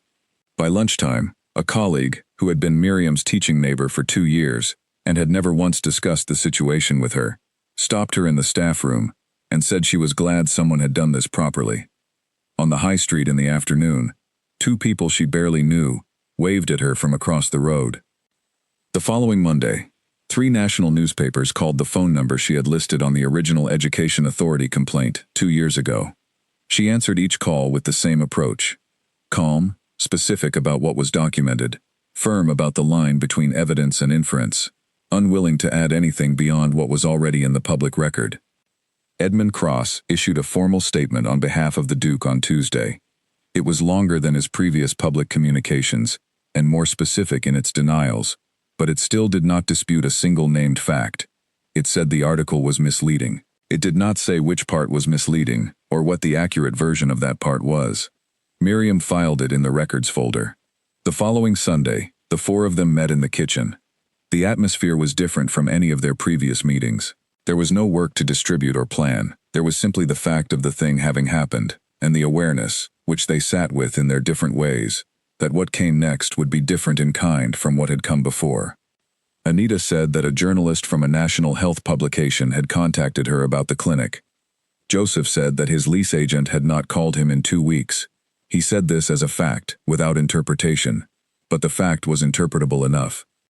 Frances said she had been asked by 4 people in the library whether she had known about the story before it was published. She said she had told them she was aware of the general situation. Miriam looked at each of them. She said that the article was the beginning of the second part, not the end of the first. She meant that the documenting and the organizing and the careful accumulation of evidence had been one kind of work.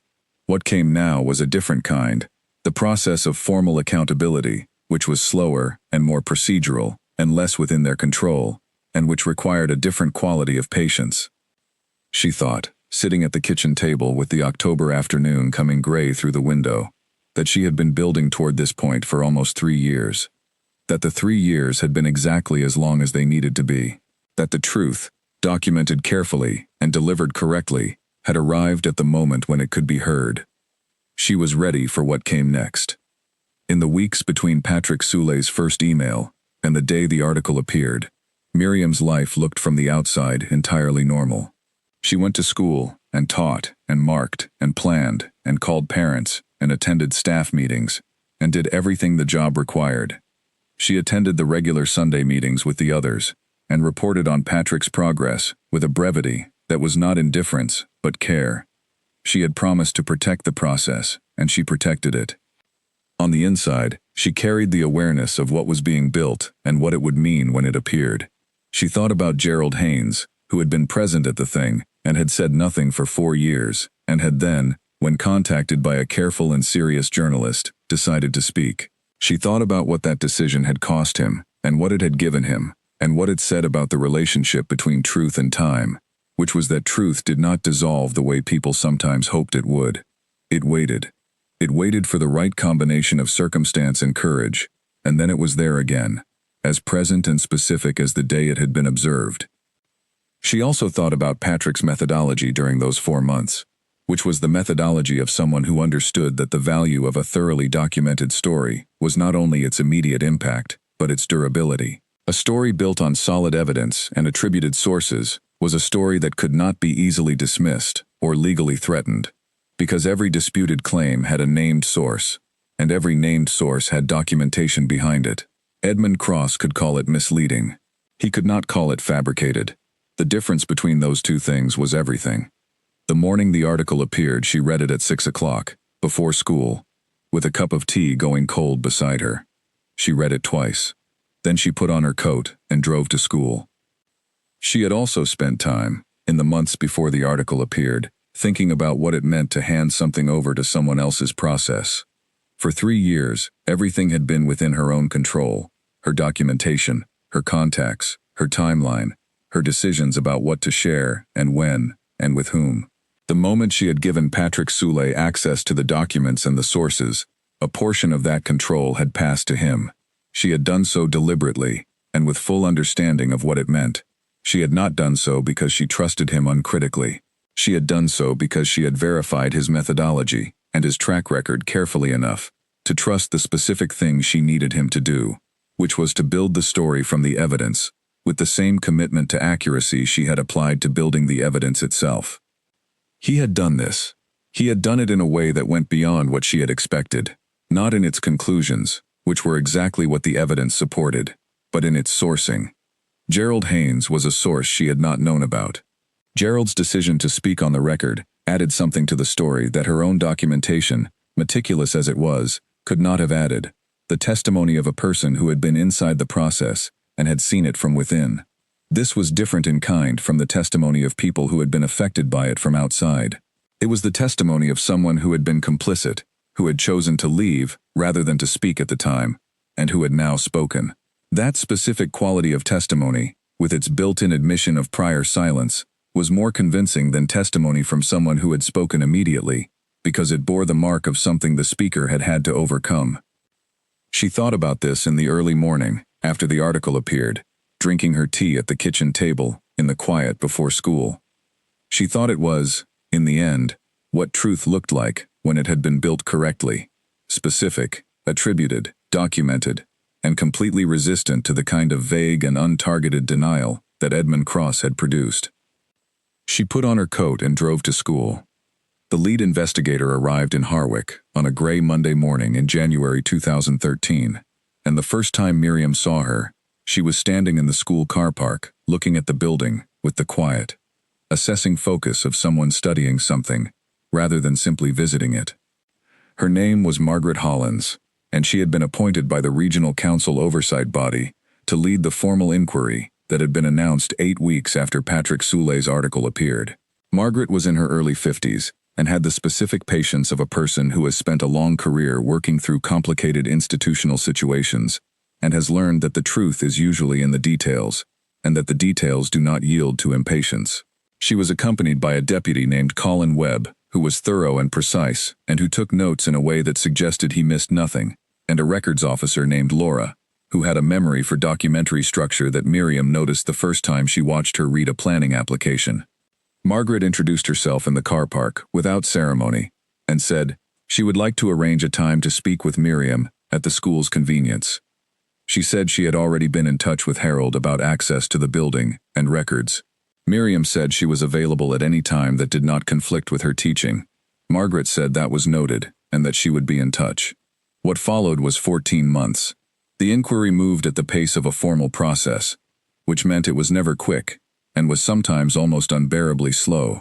But it did not stop, it did not deflect, and it was not diverted by the correspondence from Edmund Cross's office, which arrived at Margaret Hollins's team so frequently that Anita's contact, who had a view into the oversight body's administrative workings, described it to Anita as almost weekly. Edmund Cross challenged the scope of the inquiry in January. He raised procedural objections to documentation sourced from private individuals in February. He filed deadline extension requests in March and April. He submitted a formal challenge to the terms of reference in June. He requested that certain interviews be conducted in the presence of his legal team in August. Each challenge was received by Margaret Hollins's office, formally assessed, and formally responded to. The inquiry continued. Miriam watched this from a distance and thought about the fact that the objections, whatever their stated legal basis, were primarily a mechanism for consuming the investigating team's time and attention, in the hope that the accumulation of procedural friction would eventually exhaust the process. She thought about this because she knew it was the same mechanism that had been applied to her, in a different form, for the past 3 years. The parking tickets, and the eviction notice, and the solicitor's letters had been that mechanism in a personal register. The inquiry's experience of it was the institutional register of the same thing. The mechanism was the same because the person behind it was the same, working through the tools available to them. She gave her formal testimony on a Wednesday morning in late March 2013. She had not slept particularly well the previous night, not from anxiety, but from the specific alertness of someone whose mind will not quite settle when something important is the next day. She drove to the council building 12 miles from Harwick and arrived 11 minutes early and sat in the waiting room with a cup of water and her notes. The room they brought her to contained Margaret, Colin, Laura, and a court reporter she had not met before. There was a jug of water on the table. There were no windows in the wall she was facing. She spoke for 2 hours and 20 minutes. She had not rehearsed what to say. She had reviewed her documentation the previous week until she knew it completely, so that when she described each piece, she was describing something she understood rather than something she was reciting. She brought her red notebook and her records folder and the supplementary timeline she had prepared specifically for this testimony, a cross-reference document placing the educational, financial, and planning evidence in a single chronological sequence. She answered every question directly. When she did not know something, she said she did not know. When she was making an inference from evidence rather than stating a fact she had directly witnessed, she drew that distinction explicitly, because she had decided before coming that the distinction mattered and that the panel needed to be able to trust her capacity for it. Margaret stopped her once, about 90 minutes in. She said, for the record, that she was noting the care with which the testimony was distinguishing between evidenced fact and inferred conclusion, and that this care was observed and appreciated. Then she asked her to continue. Miriam continued. Joseph gave his testimony the following week. His session was shorter, about an hour and 40 minutes, and it was harder for him. He was describing his own family's situation, the farm that had been his father's and was now his, the son who would one day inherit it, the years of lease pressure that had been applied to that situation. Describing it in formal terms in front of official investigators made it feel more real and more serious simultaneously, and Joseph was not a person who dealt with strong emotion by suppressing it, so some of it was visible. He was nonetheless precise. He produced every lease document in order, each one tabbed and dated. He walked through each of the 3 increases and the corresponding preceding event, with the same care he had used at Miriam's kitchen table. He did not overstate, and he did not minimize. When he finished describing the 3rd increase and the council meeting he had attended 6 weeks before it arrived, he was quiet for a moment. Then he said he had not, until all of this had been laid out in the way it had been over the past year, fully understood how deliberate it had been. He said he had always half thought he might be misreading the pattern. He said he did not think that anymore. Frances submitted her consolidated file in April. It was a full document package, all 11 years of records, cross-referenced and indexed, with a 4-page covering document describing her methodology. When Laura came to collect it, she paused when she saw the size of the box. She asked Frances whether she would be willing to take a few minutes to explain the organization. Frances gave her 25 minutes and answered every question accurately. Anita gave her testimony in May. She focused on the health clinic, the 3 applications, the 3 rejections, the voting records, Peter Aldis's undeclared relationship to the council chair, and the commercial developments that had followed each rejection. She also submitted health authority data showing the measurable impact on the area's population of the absence of local healthcare facilities. She said at one point, quietly, that this was not an abstract point.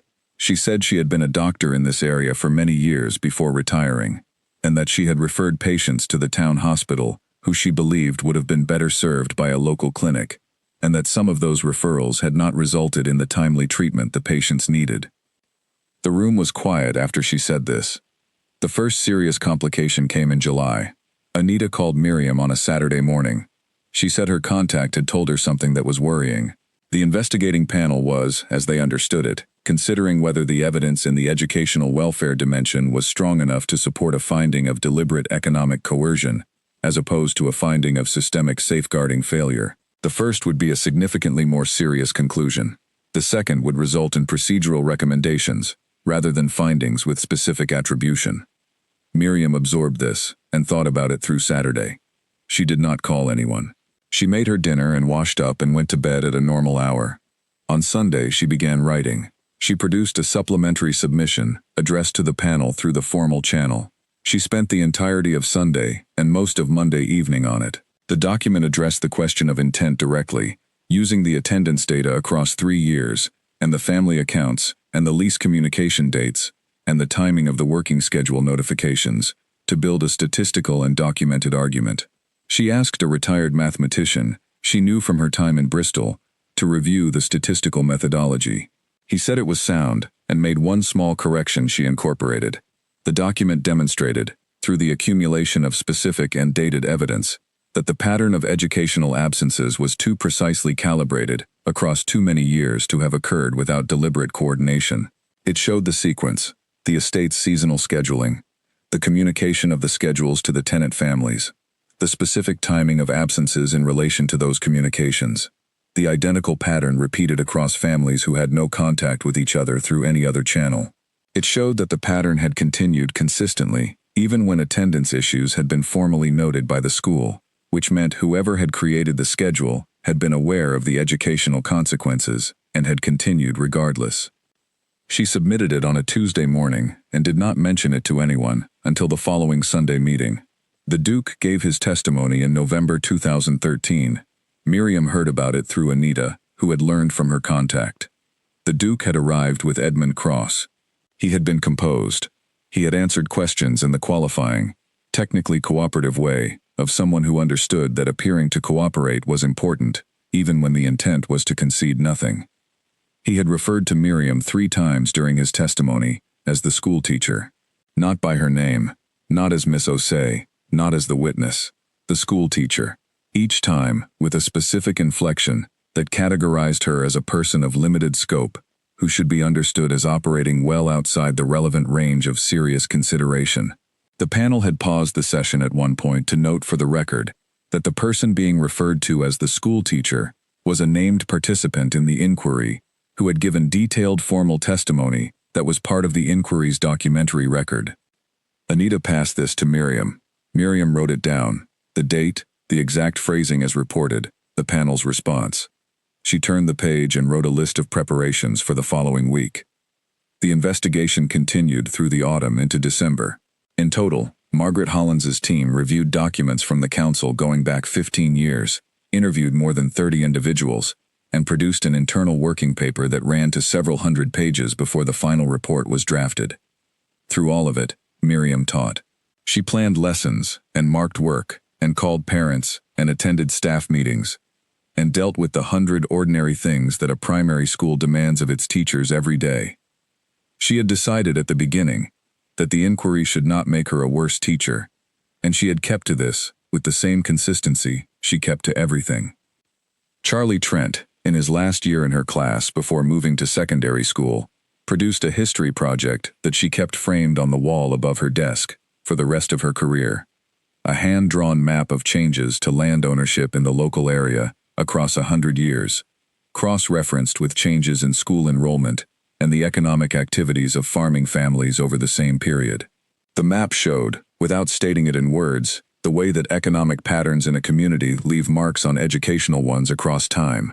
She had given him the highest mark she had given any single piece of work in 2 years of teaching the class. She had asked his permission to keep it. He had said yes, of course, with the pleased gravity of a child who understands that his work has been taken seriously.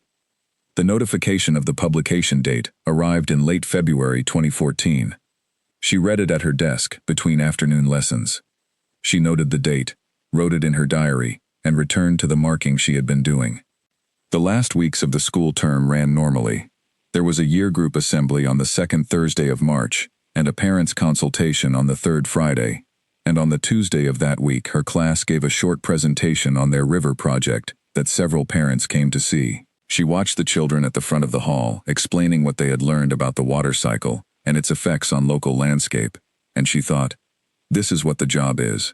This, every day, repeated, is what made everything else worth the cost. The report was published on the Thursday of the following week. She also thought, during the long middle period of the inquiry, about what it meant to be the person who had started something and then had to wait for the formal process to complete itself. She had spent 3 years in the active mode, gathering, documenting, organizing, pushing forward through each piece of resistance. Now she was in a different mode, present, available, prepared, but not in control of the pace or the direction. The investigation had its own momentum and its own schedule, and her role was to be accurate and available when called upon, and patient in the intervals between those calls. Patience was not passive. She thought about this often. She was patient in the same way she was accurate, deliberately, as a practice, as something she applied to the situation, rather than something she simply possessed. She had learned this in the 2 years after Daniel's death, when patience had been the daily discipline of a person who understood that grief did not shorten with speed, and that the only way through it was through it, at the pace it required. She applied the same understanding here. The inquiry would take the time it took. Her job was to be ready when it needed her, and fully present in the classroom in between. She was both. She had the capacity to be both, and she used it. Ada Trent, Joseph's younger daughter, was in her class during this period. Ada had Charlie's quality of precise, careful attention, and also a dry and unexpected wit that appeared at unpredictable moments. Miriam enjoyed teaching her enormously. She thought that the Trent family had a particular quality, a combination of seriousness and endurance that had probably been shaped by everything they had been through, and that was, in the children, both visible and becoming something different from what it had been in the parent. The phone rang at 8:23 on a Thursday morning in March 2014, and Miriam was in the middle of writing the date on the classroom whiteboard when she heard it. She had known this Thursday was coming. She had written the date in her diary when the notification arrived, 3 weeks earlier, and had let it sit there without circling it or annotating it, because it was already the kind of date that did not need emphasis. She excused herself, asked B to welcome the children as they arrived, and walked out to the corridor. Anita said one word, out. The report had been published. Anita had it on her screen, and was reading while she spoke, her voice steady and precise, the way it was when she was giving a patient information that was serious and needed to be heard correctly. She said Miriam should read the findings section directly. She said she did not want to paraphrase something this important. Miriam went to the resources room at the far end of the corridor, the small room used for supply storage that was usually empty at this hour. She stood at the window with her phone and opened the oversight body's website. The mobile signal in this room was unreliable, which meant the pages loaded slowly, section by section. She read the summary of findings first, then the full findings, then the recommendations, in the order they were presented, without skipping forward.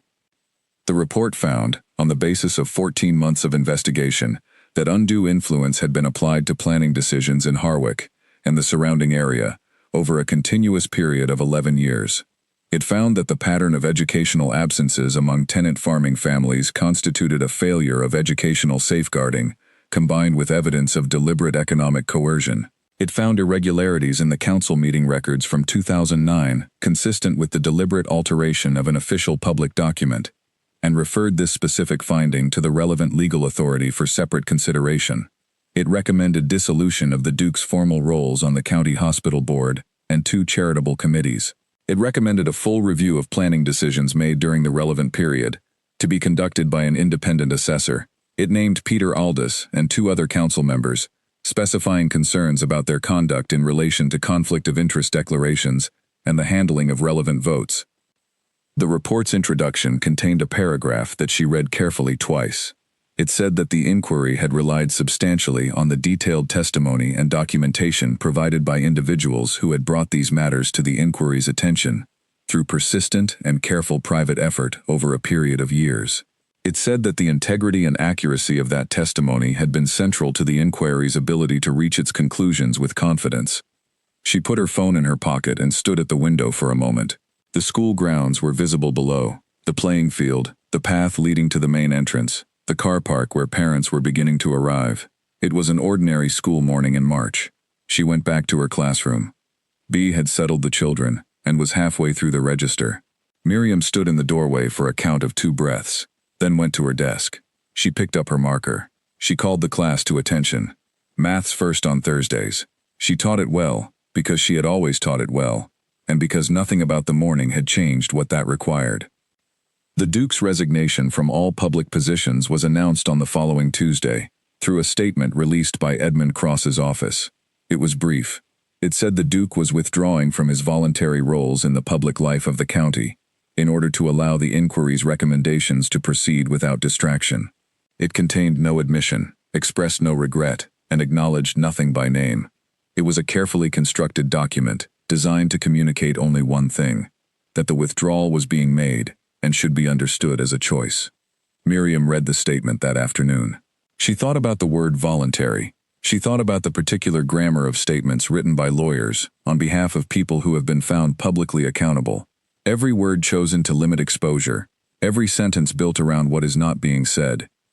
Within the week, Two of the three named council members confirmed they would not seek re-election. The third released a statement defending his voting record, and then also declined to stand. The council chair, William Aldous, did not stand for re-election either. He said, in a brief statement, that after many years of service, he believed the time had come to step back and allow new leadership. The statement did not mention the inquiry. The statement's readers understood the omission. An interim appointment was made to the chair position. Helen Briggs was a woman in her early 50s who had no connection to any of the parties named in the report, and who had been observing local politics from the outside for nearly a decade. She arrived at her first meeting with her agenda published the required 48 hours in advance, and a public comment slot properly timed on the schedule. She opened the meeting by noting that the council would henceforth operate with full transparency in the processes specified by the oversight body's recommendations. She said it once, without emphasis, and moved to the first item. 19 members of the public were in the room. Miriam was not one of them. She had spent 2 years attending council meetings for a specific purpose, and that purpose had been completed. The community health clinic proposal was resubmitted in November 2014. Anita handled the submission herself, the fourth time she had submitted it in 11 years. She had revised the documentation carefully to incorporate the updated needs assessment and the construction cost projections, both of which had changed since the 2008 application. The planning committee reviewed the proposal over 2 sessions. They requested additional documentation about access arrangements and car parking. Anita provided everything within 4 days. On the 14th of January 2015, the committee voted 6-2 to approve. Anita called Miriam that evening. When Miriam answered, there was a pause, longer than their conversations usually allowed. Then Anita said that she had started working toward this clinic in the spring of 2000, and that what had happened at the planning committee this afternoon was the conclusion of something she had been building for nearly 15 years. She said she had not always believed it would happen. She said there had been periods of several years where she had continued because she could not think of what else to do, rather than because she thought it would succeed. Miriam said, "You never stopped." Anita said, "No, I did not." The clinic opened in the spring of 2015. On the morning of the opening, Anita arrived before anyone else and stood in the empty waiting room for several minutes. She looked at the chairs and the desk and the door to the consulting room and the plants someone had placed on the windowsill. She did not know who had put the plants there. She made a note to find out and thank them. Then she went to unlock the front door. Joseph Trent's lease came up for renewal in April 2015. He went into the meeting with a solicitor named Kate, a woman from a firm in the county town, who had reviewed his history and said the lease increases were a textbook case of economic coercion, and that she would be happy to represent him at a reduced fee. The estate's land management had passed to a professional firm from the county town, hired in early 2015 to replace the arrangement that had existed under Norman Aldred. The new manager was a practical, commercial person with no interest in or history of the previous arrangements. The negotiations took 3 sessions over 2 weeks. The resulting terms were reasonable, clear, and fair. Joseph signed them on a Tuesday morning. He called Miriam that evening from his kitchen, while his family were having dinner in the next room. He said the lease was signed. He said the terms were fair. He said it very simply, in the tone of a man who has said the same thing to himself in his head many times across many weeks, wondering if he would ever be able to say it in a way that had actually happened. The Gazette story appeared in the last week of April 2014, under a new editor who had arrived at the paper in the autumn of 2013 and who had been following the inquiry closely and had decided that when the report came out, the paper would cover it as what it was, not as a regional embarrassment to be handled carefully, but as a story of genuine public importance that deserved to be described accurately. The resulting article was long and specific and honest. It named names and cited documents, and gave the relevant history without sentimentalism. The reporter called Miriam and asked for a comment. She took 24 hours to decide what to say. She gave the reporter a single sentence. She said she had only said what everyone already knew. The reporter read it back to confirm. She said yes, that was correct. That was what she had to say. The sentence appeared in print the following Friday, below the fold on the front page, in quotation marks. She saw it at the post office, in a copy sitting on the counter, and read it once. She thought it was accurate. She thought accurate was exactly right. In the middle of May, Joseph booked a table at the pub on the north end of the high street. He called each of them separately and said he wanted to have dinner, just the four of them, somewhere proper. He said he had chosen this pub specifically. He said the last time the name Miriam Osei had been used in that pub, it had been as part of a story about why she was a problem. They ate dinner without ceremony. The food was good. They talked about their families, their plans, the ordinary texture of their lives. No one gave a speech. No one narrated what had happened or what it had meant. At some point in the evening, the landlord set a round of drinks on the table that they had not ordered. He said it was from a couple at the corner. The couple in the corner raised their glasses. The four of them raised theirs in return. No one made anything more of the moment. No one needed to. Edmund Cross wrote Miriam a final letter in June 2014. It arrived in the usual cream envelope, on the usual good paper, and she knew from the return address what it was before she opened it. It was not an apology. Edmund Cross was not a person whose professional position or personal temperament permitted apology in this context, and she had not expected one. But it acknowledged, formally and in precise legal language, that the inquiry's findings stood as a matter of public record, and that the office of Edmund Cross would have no further cause to contact her in connection with the matters the inquiry had examined. She opened the records folder. She took out the first letter Edmund Cross had sent her, the one from January 2010, which she had read in the cold kitchen of the old cottage in her coat, and put in a folder she had thought for a moment about labeling pressure. She placed the two letters side by side, the first and the last, 4 years apart. The first had been written to make her stop. The last was written because she had not. She closed the folder. She put it in the drawer. She went to make dinner, and the evening was ordinary in the specific, good way of evenings, when something that needed to be finished is finished, and the next part of things can begin.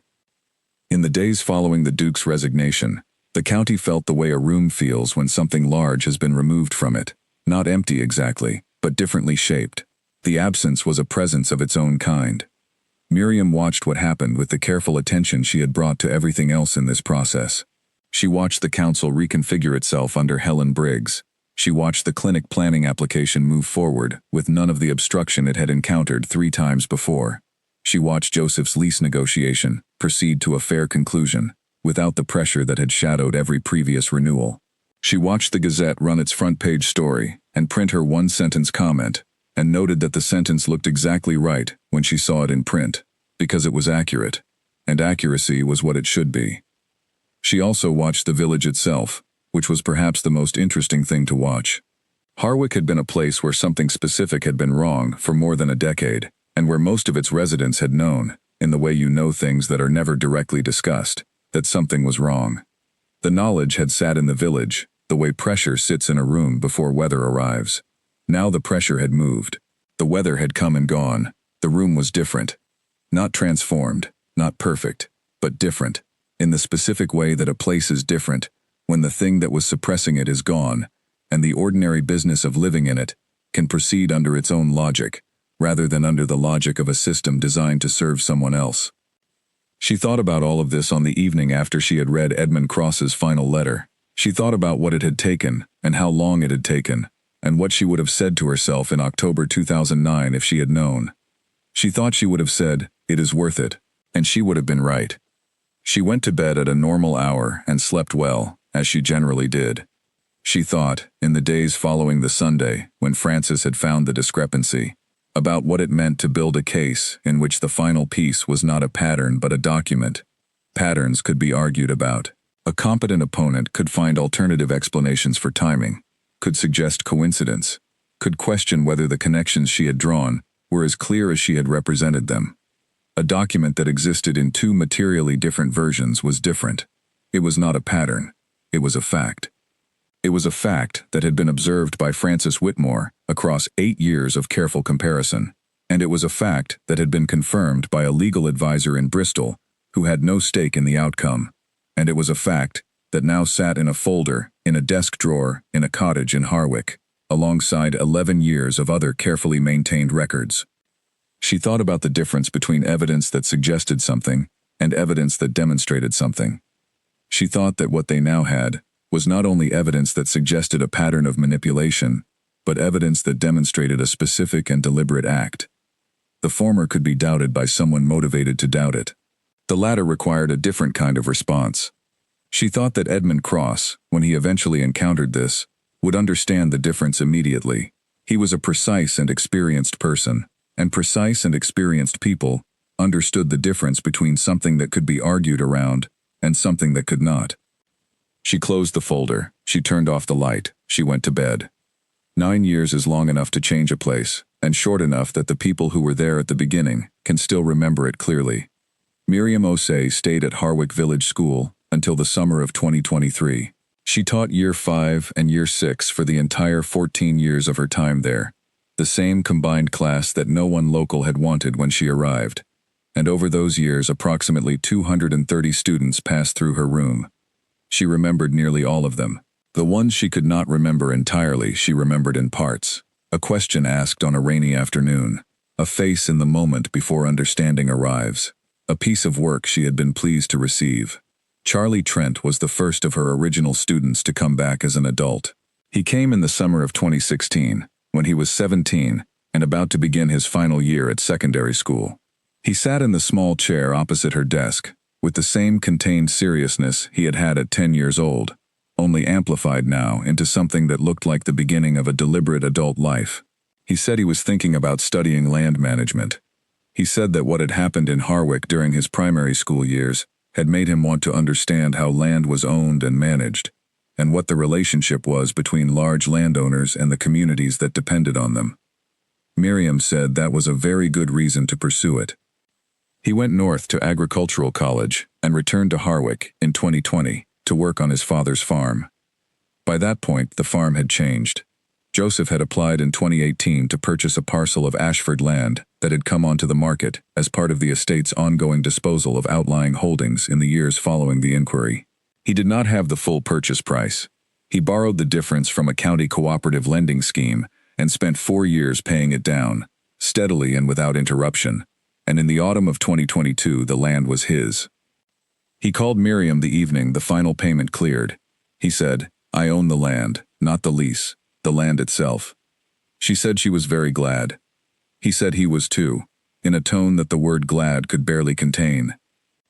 Joseph's farm, which had been his father's farm before him, which had been subject to 3 punitive lease increases across 5 years, as a consequence of his minor acts of independence, which had been the instrument of his vulnerability for the entire period they had worked together, now had a different quality. It was his own. The difference was not abstract. It was the difference between a thing you tend and a thing you own, and Joseph Trent knew the difference between those two things, in his body and his bones, and hearing it in his voice when he called, told Miriam more than the words did. Francis Whitmore retired from the library in September 2018. The retirement party was held in the library itself, after closing time, with the chairs rearranged into a loose ring and a table of food that several regular patrons had contributed without being asked.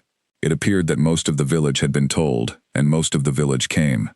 Frances stood in the room she had tended for 20 years, and accepted the good wishes with her characteristic calm, and the slight formal politeness of a person who finds being the focus of a room uncomfortable, but manages it because not to would be rude. Her 11 years of records were donated formally to the county archive in January 2019.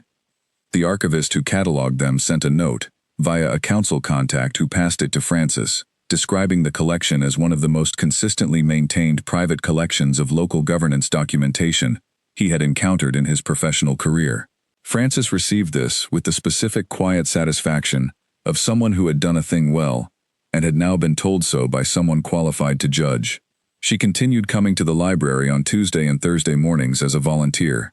She shelved returns, helped children with the self-issue machine, answered reference questions, and occasionally recommended novels to adults who stood in the fiction section with an uncertain expression.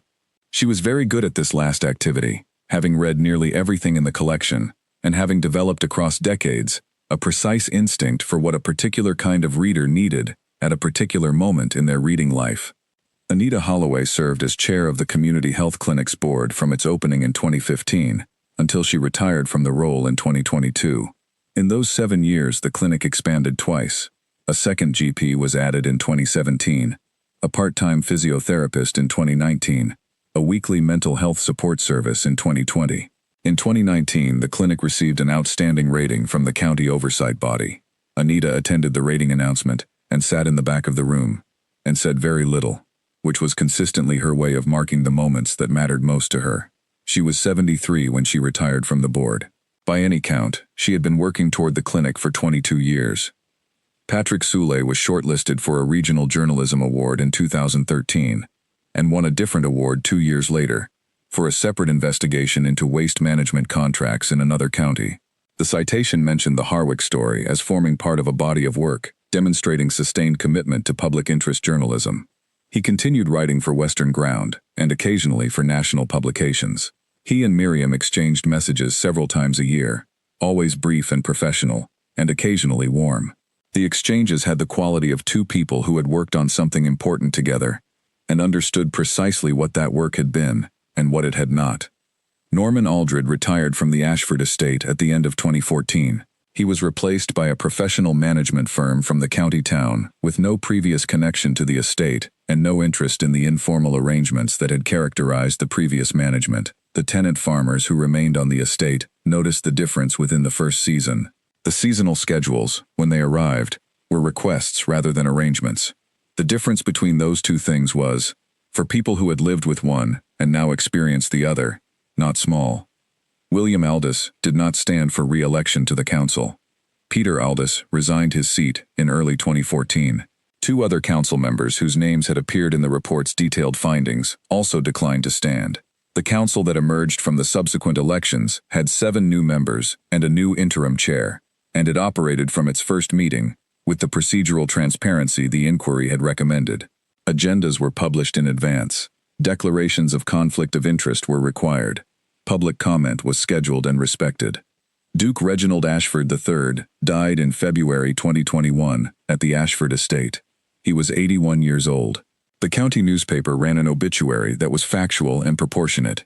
His family history, his land holdings, his membership of various charitable and cultural organizations, and a careful reference to the inquiry of 2013 and 2014, placed in the sequence of his life as a fact, which it was. Miriam read the obituary over breakfast and put the newspaper in the recycling, and finished her tea, and drove to school. The new library building was completed in 2022, and opened with a small ceremony in late November, attended by about 40 people, current parents, staff members, several community figures, and a scattering of former students who had heard about it and made their way back. Joseph stood near the bookshelves with Charlie beside him. Anita stood near the reading tables. Frances was by the door, having arrived early and positioned herself where she could see the whole room. Ruth Ashby was there. Ruth had become, in the years since helping Miriam find the cottage in 2010, one of the most uncomplicated and reliable things in Miriam's life. Alternate Friday dinners, arguments about novels, Sunday morning walks on the footpaths above the village when the weather was good. The parents had voted unanimously to name the library the Osei Reading Room. Catherine Price, who had been head teacher since 2017, had come to find Miriam after the vote and told her. Miriam said she was touched, and she meant it, and she also said that the name on the wall mattered considerably less than what happened inside it. Catherine said yes, obviously, and both of them understood the other completely. Miriam stood at the back of the opening ceremony. She had chosen the back deliberately. The naming was for the room, and for the children who would fill it, and those were the things she wanted people to look at. The current students were at the front. A girl standing near the first shelf reached out and touched the spine of a book with one finger, gently, in the way children touch things they think might be precious. Miriam looked at that and thought about Daniel, who had loved books and had loved teaching history, and who would have understood immediately why this room mattered. She thought about him the way she had learned to think about him across the years, with a steadiness built carefully around the sadness, so that both were present and she could hold them simultaneously, without either one overwhelming the other. She thought that was a good thing to think about, in a room full of books and children. She thought also, in the quieter months after her retirement, about something that had no easy name. She had arrived in Harwick in the autumn of 2009, as someone who had just survived the worst thing that had happened to her, and who was looking for a place to be useful, and, eventually, less broken. What she had found, in addition to that, was a situation that required exactly the things she was most able to offer: patience, precision, the ability to see patterns in things most people experienced as separate events, the willingness to continue at a problem long after the initial energy of confrontation had faded, and only the slow, disciplined work remained. She did not know whether this was coincidence or something else, and she was content to leave the question unanswered. What she did believe was that the important variable had not been her specifically. The situation had been there for years before she arrived. It had required someone willing to see it clearly and to act on what they saw. She had been the someone who arrived and looked and did not look away. Someone else could have been that person. The important thing was not which person. The important thing was the looking and the not looking away. She taught her last class on a Tuesday afternoon in July 2023, bright and warm. She had not announced it was her last class. She had said goodbye to her colleagues individually during the preceding week, in brief conversations that said exactly what they needed to say. At 3 o'clock, the bell rang, and the children collected their things in the usual noise and rush of summer term Tuesdays. She said goodbye to each one by name at the classroom door, because she had always done this on the last day of every term. When the last child had gone, she stood in the empty classroom for a few minutes. She looked at the whiteboard, at the display boards along the wall, at the tables with their chairs pushed in. She had spent 14 years in rooms like this one, and she had never once been bored in them, which was, she thought, the best thing you could say about a career. She erased the whiteboard. She tidied her desk. She picked up her bag and her red notebook and went out. She drove home through the village in the long summer evening. She passed the post box on the high street, where she had posted 4 envelopes 14 years earlier. She passed the library. She turned down her road. She made tea and carried it to the garden. The lavender was enormous now, woody and fragrant and completely established, far larger than she had expected when she transferred it from the first cottage to this one. She had been meaning to cut it back for several weeks and had not done it, partly because she was not ready to cut back something she had planted as an act of faith in a difficult time, and which had become, over the years, exactly what she had intended it to be. Ruth's car was in the drive next door. From somewhere further down the road came the sound of children playing a game that had no rules you could explain to anyone who had not learned them as a child. Harwick in the summer of 2023 was not perfect. No place that size ever is. It had housing costs that had climbed faster than local incomes for the past decade. The bus service ran infrequently. Farming families navigated seasons that were increasingly difficult to predict. These were real problems, and they were not solved, and they would not be solved by any single act. But they were problems that could be named in public, raised at council meetings, addressed honestly by people who understood that the discussion was the real thing, and not a performance of one. The planning committee operated transparently and voted on the facts in front of it. The council published its agendas and its minutes, and declared its conflicts of interest. The clinic had nearly 4,000 registered patients, and a waiting room that was full on most mornings. The school had a library. None of this had happened because of one person. It had happened because 4 people had found each other, and understood that what they carried separately was stronger assembled together. It had happened because a former clerk had found his courage when it mattered, because a journalist had spent 4 months verifying before he published a single word, because families who had been frightened for years had trusted someone enough to tell her the truth, because a woman named Ruth Ashby had picked up a phone on a Saturday afternoon and called her neighbor. It had happened because one woman posted 4 letters on a lunchtime in January 2010. But it had not happened only because of that. Miriam finished her tea. She set the mug on the arm of the garden chair. She looked at the lavender for a while, without moving to cut it. There was time for that. There was time for the books she had set aside, and the place she had been wanting to visit, and the garden that deserved more care than she had given it in the busy years. She was also not a person who stayed still for long. She would find something. She always did. But that was for later. For now, the summer evening was long and warm and entirely unhurried, and there was another cup of tea if she wanted one. She did. She went inside.